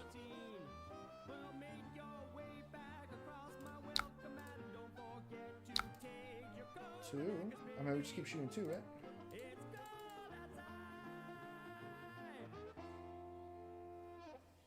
Pretty advantageous for us to keep shooting 2. So he does have Revel, which makes it pretty scary. I could just play this boom grenade out. I think it's better if I just do this. And force out a card out of his hand. So it's only 3 cards instead of 4 cards. He can potentially kill me because I don't have AP anymore. And he has, I know he has Revel in Arsenal. So we have the boom grenade there. Okay. It's fine. I think we're just content with sacrificing our boom grenade here. Okay. Let's see how we do here. So we're gonna do this, pitching this. We're gonna keep around Cerebellum. Yes, we get 2 action points. How do I do this?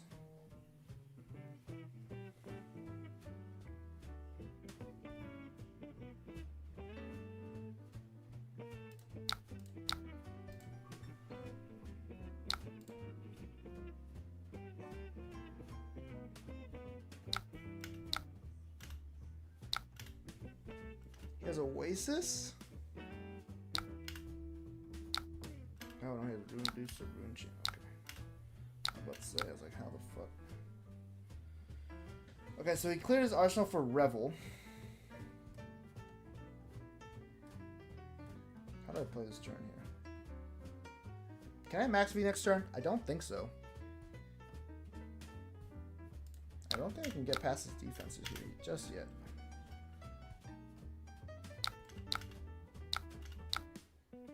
Because even if I do this 3-2, I still don't win.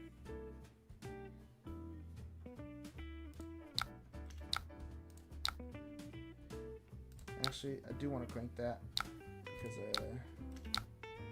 yes. Just shoot one more time, and then we'll arsenal this guy. Just because, you know, why would we care about the boom grenade sticking around? He's already at 1.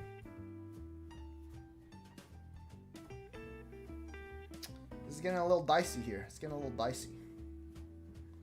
I think we're going to run out of cards.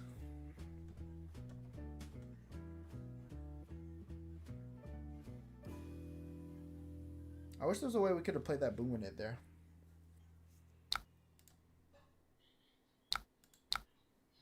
Okay. If we just set up, do we die? That's the question. Okay, never mind.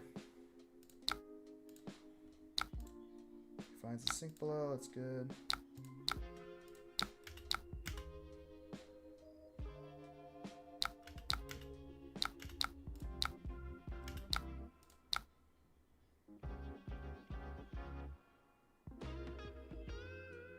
Can he kill us with 3 cards? I don't think so, right?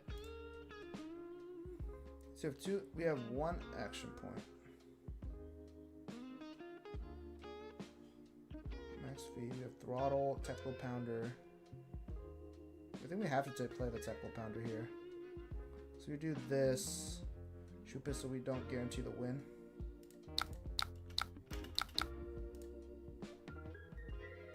Okay. I don't think we can win, to be honest with you.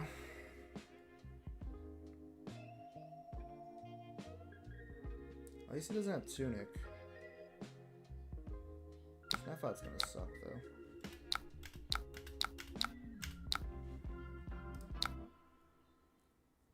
Now I wish I saved adaptive blading.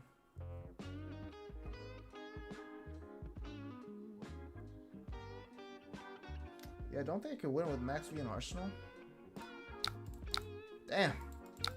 We got fatigued. These blocks were too good, I think. On fort.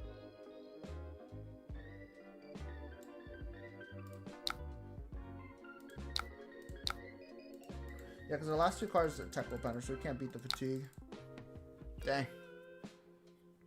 Now that sucks. So close. Yeah, we just could never line it up. That face poker turn is really good. I wonder if we can go back and see if there was a way we could play around that a little bit better.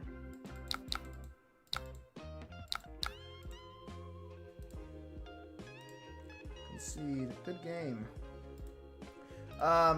There probably is a way that we could have played that around that Max V a little bit better. Because there was Pulse Wave, but I think it was fine because we wanted to rip cards out of his hand anyway, because we got to Pulse Wave to 3 after he drew a card off Face Purgatory anyway, so I think that's still the play. But nonetheless, really good to see Face Purgatory from him. I'm going to take a 5-minute break, but I will be right back. We're probably going to play an hour more of games and then probably call it for today, but I'm going to take a 5-minute break. So I'll catch you guys in a bit. Just be right back. Hopefully sit tight and we'll do some more Dash gameplay. All right, be right back, guys.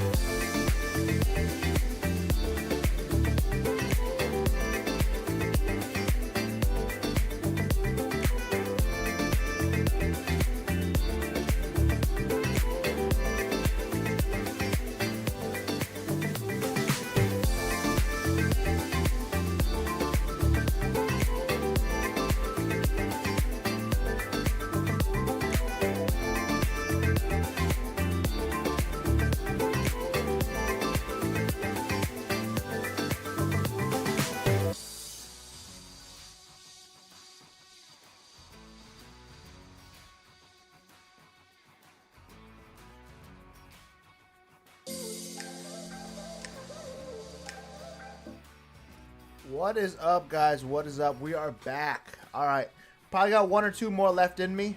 Just gonna play it out, see if we can get any more good games in here. To be honest, obviously I'm feeling hurt by the -io ban or the high octane ban right here, man. I'm feeling the repercussions of not having a million action points anymore. So this is pretty tough, but we're gonna try to get right back into a game here. I'm gonna go ahead and make a lobby and hopefully someone joins.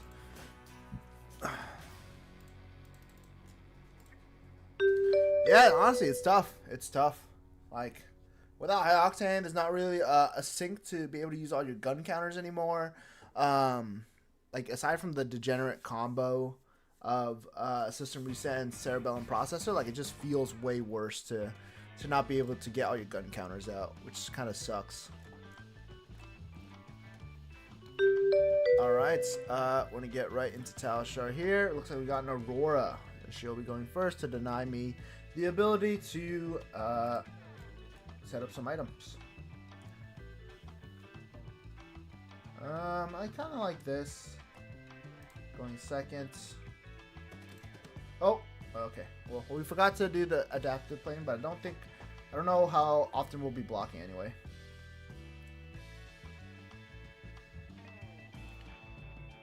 Okay.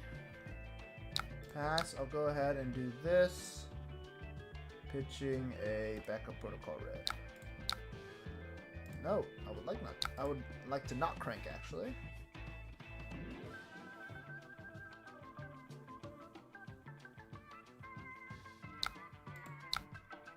So we're gonna pitch for 4. Comes in for 4 here.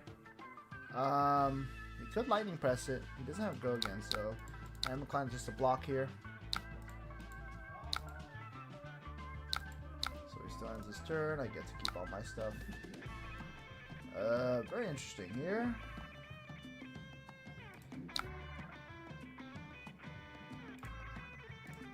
So we're gonna go ahead and pitch, boost.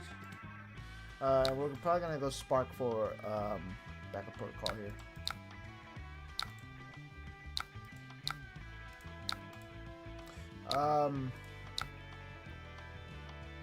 I hate this bug so much. Okay. I hate the bug of it not pressing when I'm pressing it. So we get to do this, and then we can do it again for 5. It hits. So I feel pretty good about actually just keeping my hand here, shooting for 2. Then I'm actually gonna go do this and go get zip. Sorry, I do not want twin drive. I want to close the chain and then break this. Go get zipper hit here. And Arsenal zipper hit, and I know Spark of Genius is on top, and it's a great card to keep in my hand, so we're going to do that. Arc Lightning, we're not going to block. He didn't play Channel Lightning Valley either.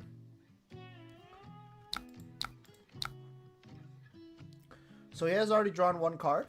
I guess we'll wait to see if he draws another card.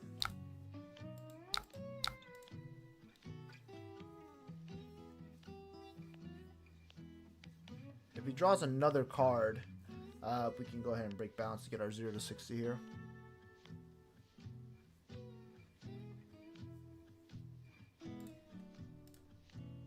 Okay. Excuse me. It's going to be a lot of damage here. Classic Aurora turn.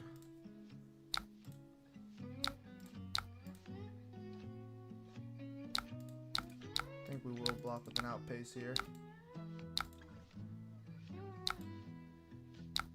we're gonna do this, Fast and Furious.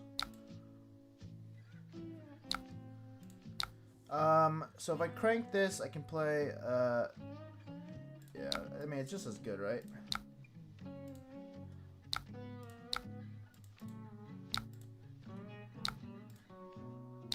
We get to shoot pistol twice. I mean, it's just as good as just saving the spark there. Maybe it's better, actually, if we just do that and then spark. and then go get like boom grenade, continue the chain with another zipper hit. Probably is the play here just to be more aggressive.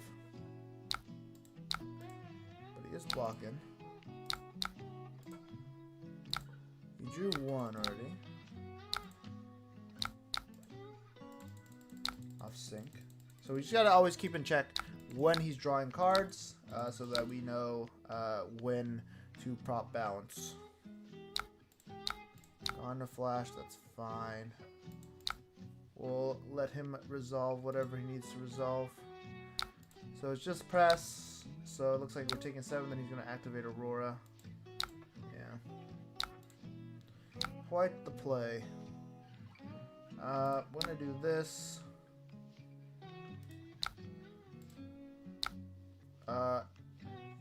Yes. So we can play Cerebellum. Yes. We want to draw Master Cog. Master Pog. Boost. And then we get to keep Cerebellum around. Penetration script around.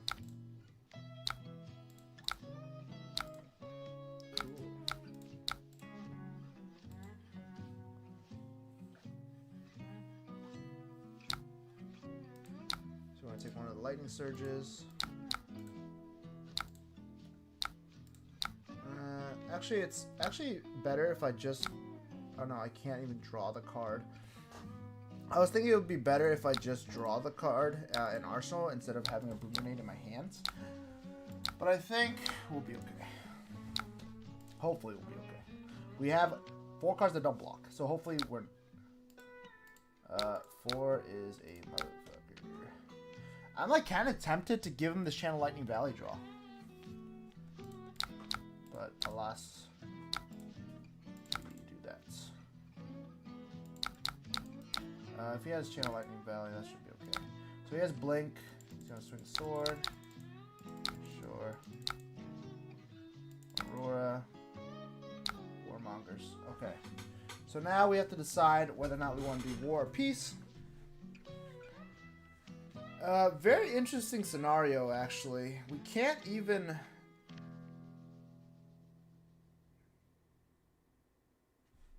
It's pretty bad for us, like, no matter what. Because we want to boost.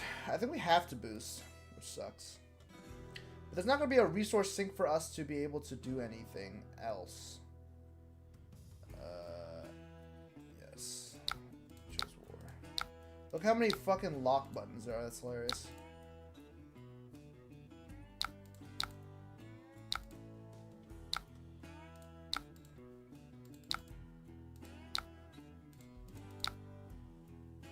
Please. Oh my god, I thought he was going to play Sigil of Suffering. Put me out of my misery with these cards. Okay, he gives up. Thank god. Thank god he gave up because that hand was atrocious, bro. Alright, I'm going to block one. Aurora. Grasp, sure. Okay. Start off with 0. So we're gonna do this, crank, no crank, and then end with 0 to 60 boost here. We can boost too if we don't like the card. We're definitely not cranking though. We are definitely not cranking this one.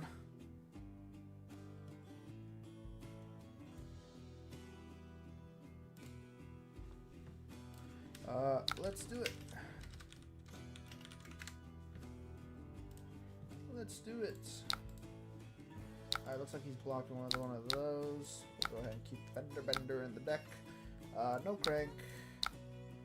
And then we will not boost this one. Just because we want to keep the throttle for the backup protocol. Wish this was not in my... wish this was in my hand. So he's just going to play for 4 go again. He can bounce it back here. I think we should have blocked there. Whoops. Starfall for 2. We should have definitely blocked with one of the 0 to 60s, I think. grasp, glittering charge. All right, we get another chance to block here. Cool, cool, cool. Fair trades all around.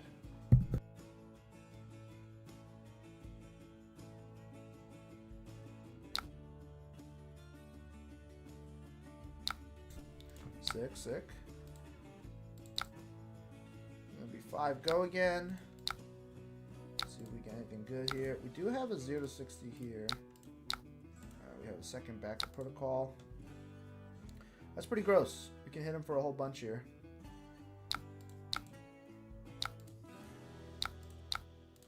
So we're gonna crank. No crank on this one actually. I'm gonna keep it for next turn. Actually, we want to break the chain here after this. Go get our zipper hit again. Boost.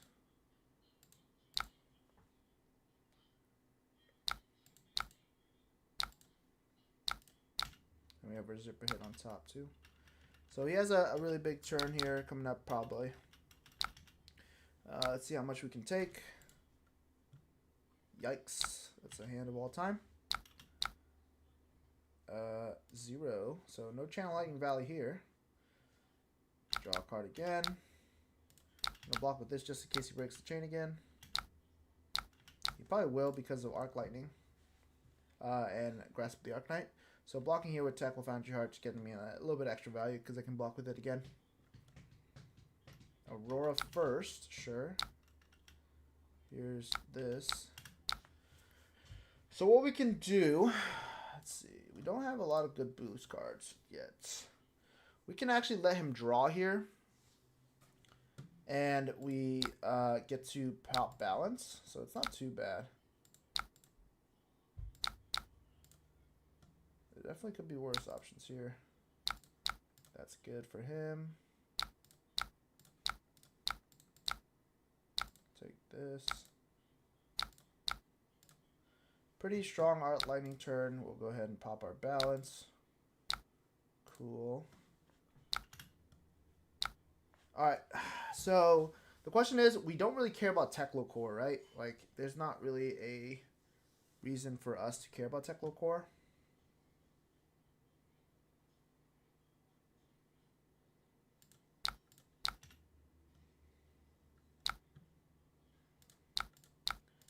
Boost this. So the question is, do I do this, draw the spark, crank it? There's an option too. We could go get a boom grenade. He has so much armor left though, it doesn't really make sense.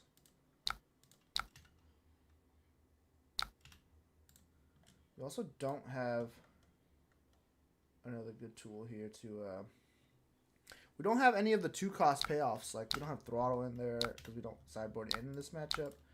And then we also don't have max V here for any payoffs. That could be a big payoff if he doesn't block 6 here. So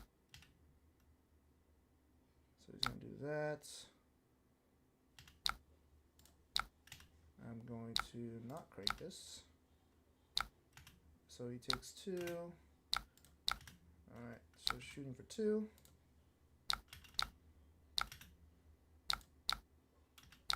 Wait, didn't I crank? Wait, why did I get an extra action point? Let me send message. I should have action points. Did I misclick? I'm not sure if I misclicked. Because I meant to crank it so that I can get 2 action points off the boost and then shoot twice with pistol. So I'm not sure why I didn't get the extra action point. Should be at 2.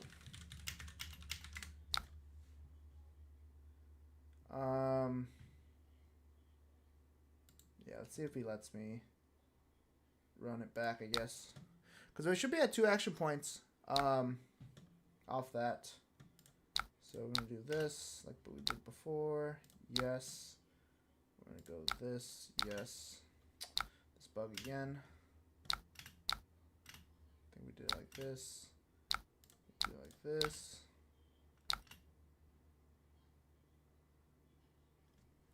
I mean, he knows about it now, but I mean, it's still the play, right? I think I just misclicked the boom grenade. And he puts the helmet in front, and then he sinks off his crown.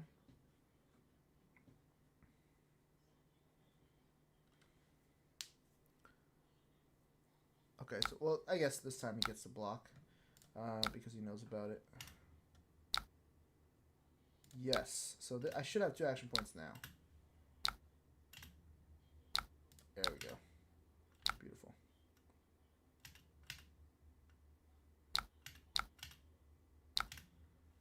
I think I just misclicked. I put no on accident.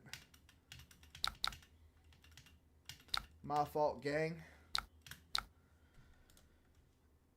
Oh, what a hand. Beautiful stuff.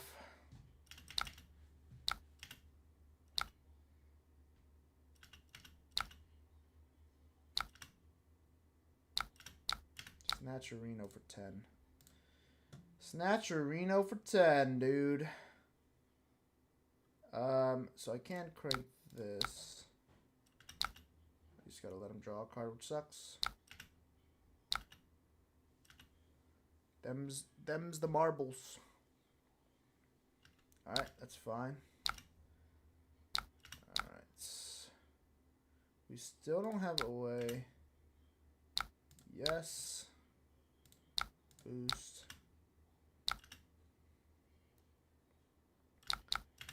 We still don't have a way to kill him. Oh, you can still give just full armor here, which sucks. Is it worth breaking the Goliath gauntlet? Probably not. I mean, the Achilles accelerator to shoot again.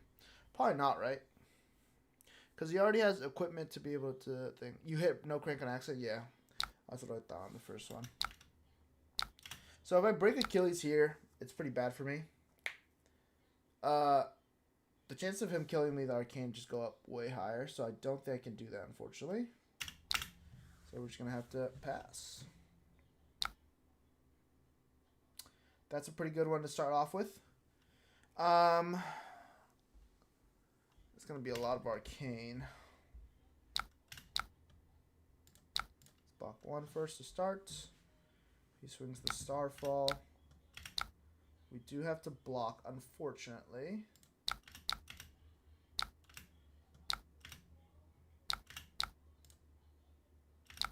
Oh, he just ends his turn. Okay, cool.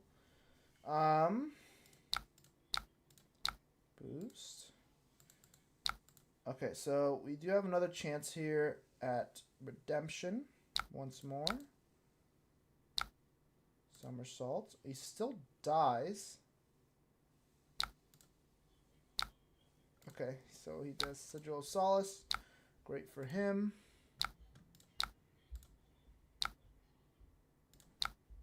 Still no attack from me. Man, having Goliath Gauntlet and not being able to pay the resource to be able to get it off is really annoying so far. There's the press. Good games. Yeah, the Goliath Gauntlet was just good. Was just really sad. Oh, that's a 3. I like how he's just rematching me so he can keep going first. Pass. Cool, cool, cool. It's fine by me. Boost.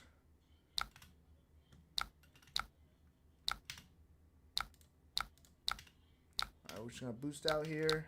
If we can find an item. Unfortunately, if we don't. We do not. That was a pretty good pitch curve, too. Like, we had all the pitch curve to have a 1 floating for any of the boom grenades. Fortunately, didn't hit any. But we have to reset here. This might be a good blocking turn. We don't have a means to play much out, so I'm going to try to block a little bit here. It's going to do tons of damage.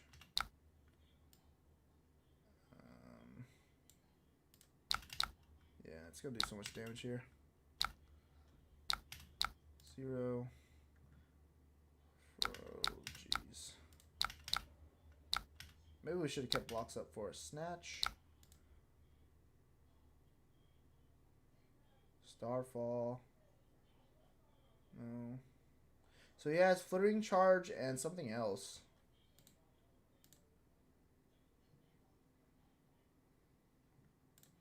I'm okay with just blocking here, I think. Alright, so he sends the grasp, so that's fine. He's probably going to keep the flittering charge here. So I'm okay with that too. Pretty powerful turn from him. I'll also pass. Hopefully we draw a hand that can utilize this hand a little bit better. He has another Arc Lightning turn. We're just going to take it so that we don't have to play around Valley. Maybe he's not even playing Valley in this matchup. Haven't seen it yet in 3 games, which is pretty insane. Here's the E-Strike. So he gets to draw a card. It's fine with us. You probably want to block with one of these blues here. Yeah, let's block with one of the blues.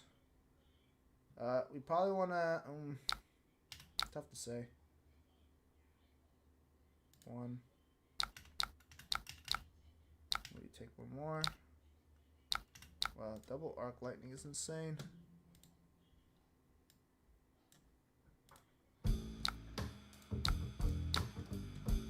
So on this play, what we can do is we can boost.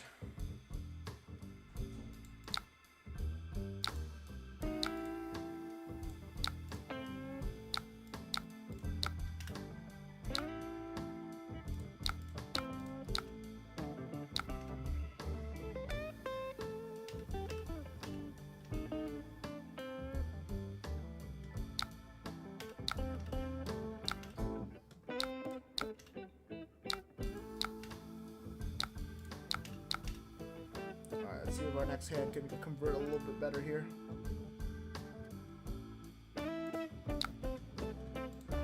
Burn up shock. So we're not gonna take this one. Let's see what he does first. Okay, electrostatic discharge, sure. Double discharge, sure. Starfall first, sure. Okay, I thought I didn't hit the Technical Foundry block. I was like, oh god. So this is for 10 no Gogan. Can I convert a hand like this? If I block 5... Man, Dash IO.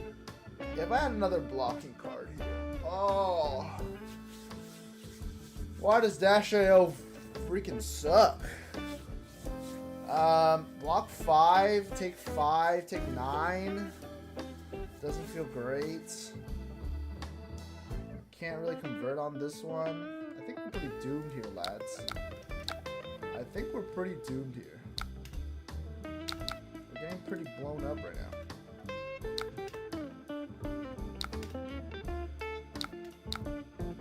Oh man, these games have been rough. Alright, let's start off with a boost.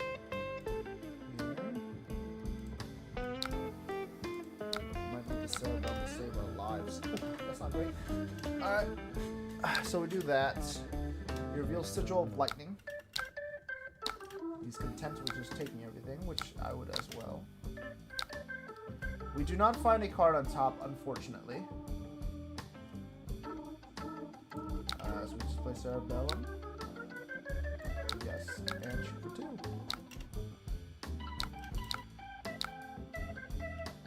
Actually, that's not the play, right? Like, we have to push the issue, right? Like, just do this. Like, fuck. Who cares about the Arcane at this point? Ooh, okay. We're cooking a little bit. Actually, we can't even play this. We have 1 floating. Man, this just sucks.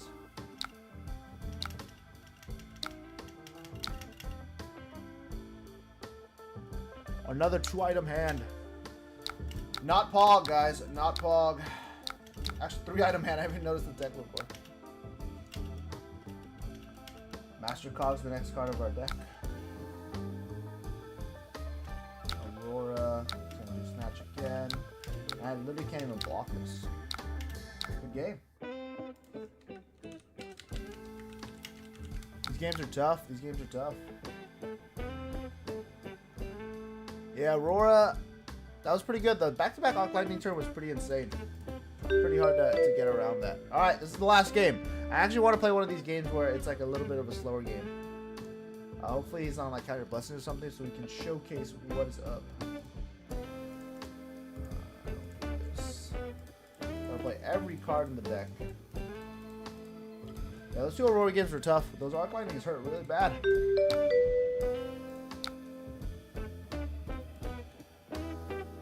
Okay, so we know that Throttle's on top. We're gonna draw Throttle next turn. I think we're okay sparking for a the +1 one. Which one do we do? We probably want to do this and this. What's better, penetration script or this? Probably penetration script. No. And we have a Hadron Collider on top. Damn it all. Imagine if we had a pitch card there. We can get the Hadron Collider after too. Everyone else got a book ban. Mac got the whole search browser banned. Yeah. Mac is struggling a little bit here.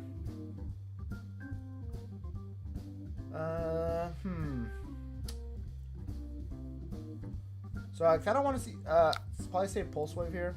If we get to save Pulse Wave. We do not get to save Pulse Wave, unfortunately. So our penetration script will be dying here, unfortunately. 3 blues and a spinal. Oof, that hurts. So we'll probably block here. It doesn't really matter if we boost or not, so I think we're just going to slam down a Hadron Collider and then pass. How are you liking Balance of Justice after the book banning? Is it just for playing against Brute? There's some pretty good scenarios too for Balance of Justice, like Aurora is still pretty good. Dash AO, Mirror could be good. Obviously against Brutes it's going to be pretty good as well. What are the chances he has more disruption, right? Because then this will equate more value. If I play 3, I think it's just better if I just play this. Yeah, to answer your question, Valerio, I think it's obviously very good against the Brutes, and I think the Brutes will actually come back in the meta because of what happened recently to Dash. I think Mech being down means that Brute gets a little bit more stonks because Magnologist typically has a pretty good Brute matchup with how fast it goes. And High Octane was a really big part of that. So I think with that coming back, or with the book being gone and KO coming back, I think Balance of Justice is pretty good at the moment. I think KO is just like on the precipice of being a good deck again. With like people like playing Zen too, like you could definitely get some stonks there. So this is doesn't have Go again. Does not have Go again. Are you winning, son? I am currently getting wrecked. E-Strike and freaking Blue Pummel, bro. Holy. We'll ditch a Pulse Wave, I guess. We're just getting hit through the ringer right now. My dude shuffled Zealous Belting up against Dash IO. What the F? I don't know what to tell you, man. I don't know what to tell you, to be honest. Boom Grenade. What are the chances he blocks 8 here? What are the chances? He's been aggro so far. He hasn't been blocked at all. What are the chances he blocks 8 here, you know? There's no shot he blocks 8. Take 12. Take 8. Please don't play a second single.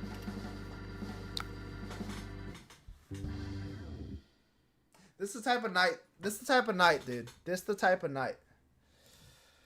What in the... Oh my god.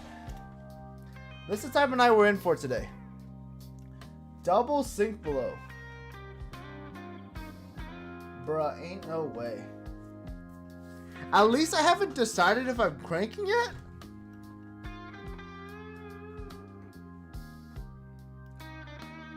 I think he's responding to the crank, technically. Is he? He's still resolving his sync. I mean, now that I know it might not hit, you know. Thank you very much. Thanks, Talisha, for having my back here, you know. KO's Viserai matchup is rough though. Yeah, I mean KO still has really bad matchups for sure. All the arcane damage is pretty insane. All right, well I guess I get to shoot my pistol for free.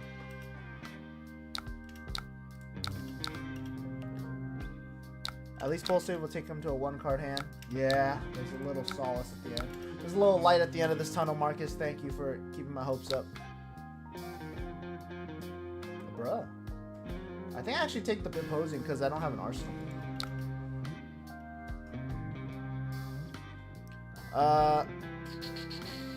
Yeah, that's KO I think is like I said, just on the precipice of being good.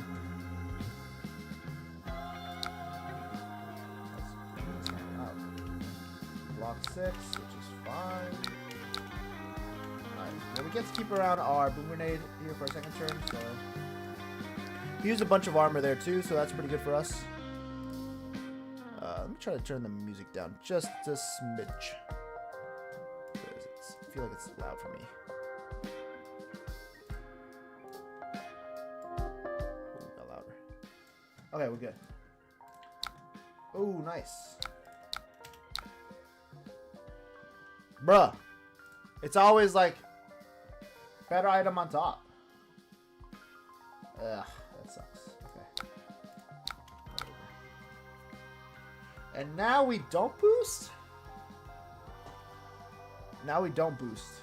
This is Fast and Furious, I think. Because we want to be able to keep the Spark of Genius. And we also still present the boom grenade here. So yeah, still has the block 30. I respect it. So next turn we have Spark of Genius going into this turn with Tech Core up. Pretty pog. Alright, so we start off with good old 0 to 60 boosting. We're going to go Spark here for a red, I think. A red backup protocol. Yes. Draw the boom grenade, okay.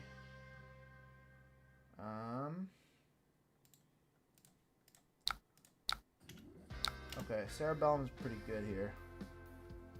So we can crank the Cerebellum. And then now we have a target for Master Cog, which is really good. We have the BIOS update, really cool. Don't know if that's a card I want to have, though. Maybe it is. This, and then I get to boost for 0. I could also... Yeah, to not waste cards, I can probably boost for 0 and then max V at the end.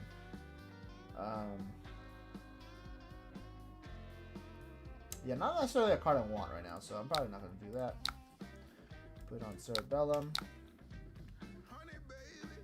Do 060. We'll boost this too.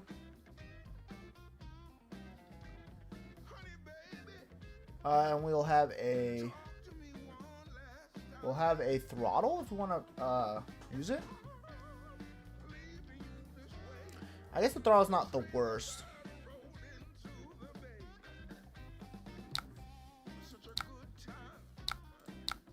He's taking that. We still have 2 action points. We're gonna hit him with this, and then if he keeps all his stuff, we can go ahead and Cerebellum, get this on Arsenal, and if he plays CNC, we can crown it away. He's taking all of it, sure.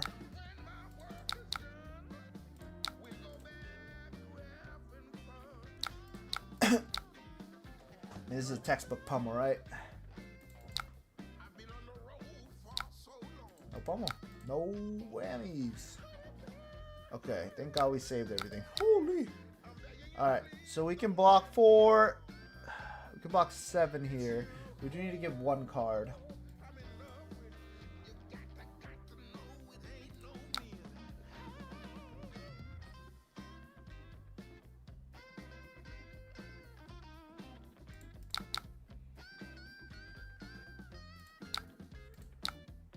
This is probably gonna feel terrible.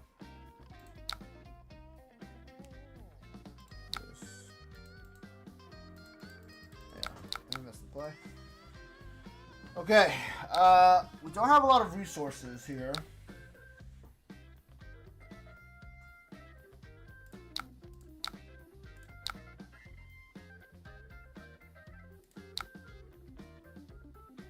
But I want to be able to strip a card out of his hand with the pulse right here, so I think it's going to be pretty important.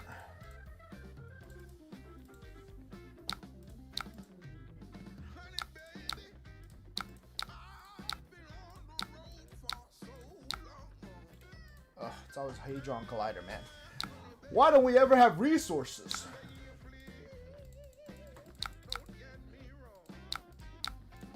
He has E-Strike, so he'll probably just E-Strike draw a card or E-Strike for 7. 7. Okay. Cool, cool, cool. I think we'll take 7, see how it goes.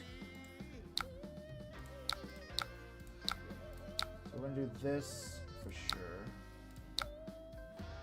Yes. We will draw this card. Yes. So you can't defend with equipment here.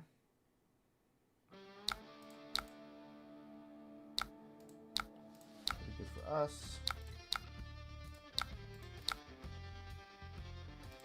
So he's just blocking out here, looks like.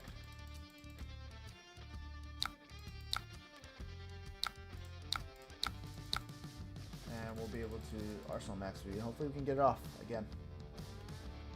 Taking a lot of damage here. I mean, he went Zealous Belting into me, which is kind of crazy, right? Not the greatest hand.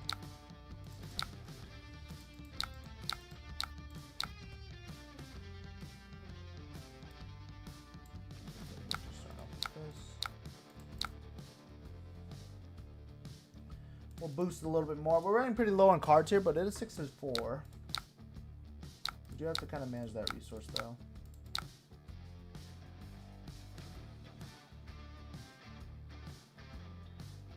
Blocks with Civic Steps here, which is very interesting. Now I get to shoot pistol for free again.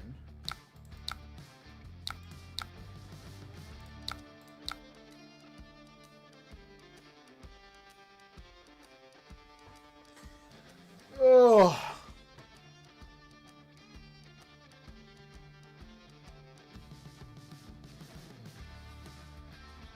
I mean, it's just. Oh my.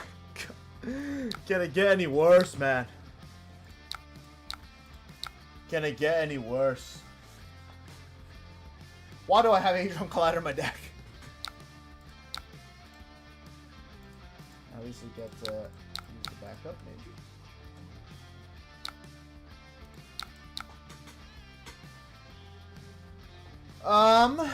Do we have enough pitch here? Oh, wait.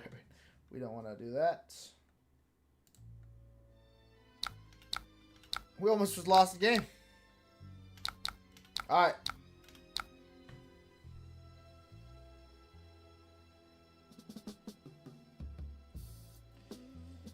Yes,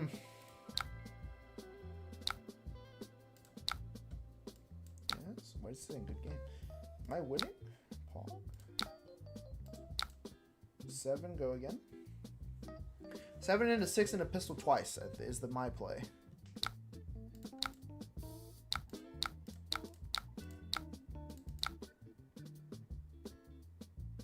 We did it. We beat Bravo.